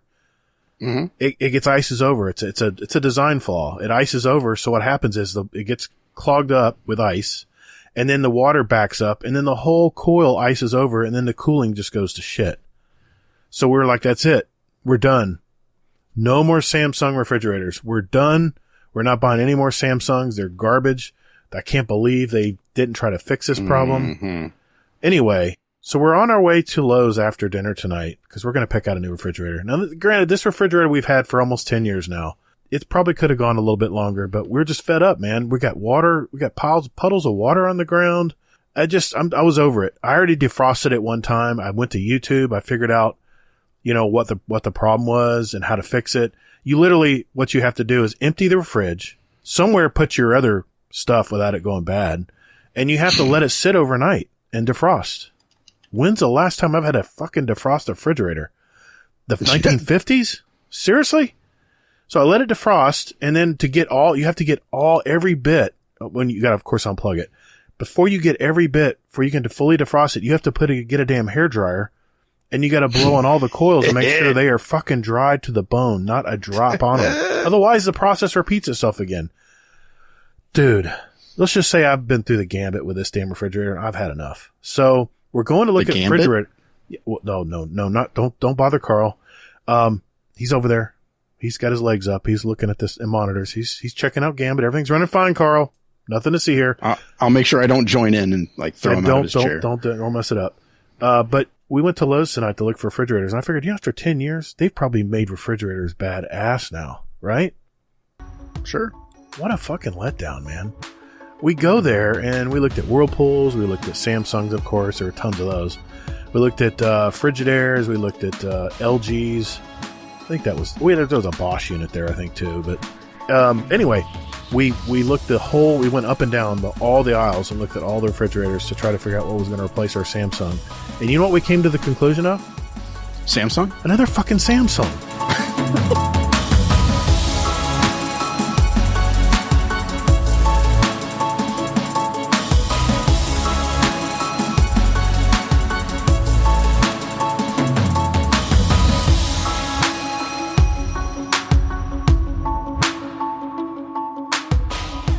Important safety tip. Thanks, Egon. The witness cannot win.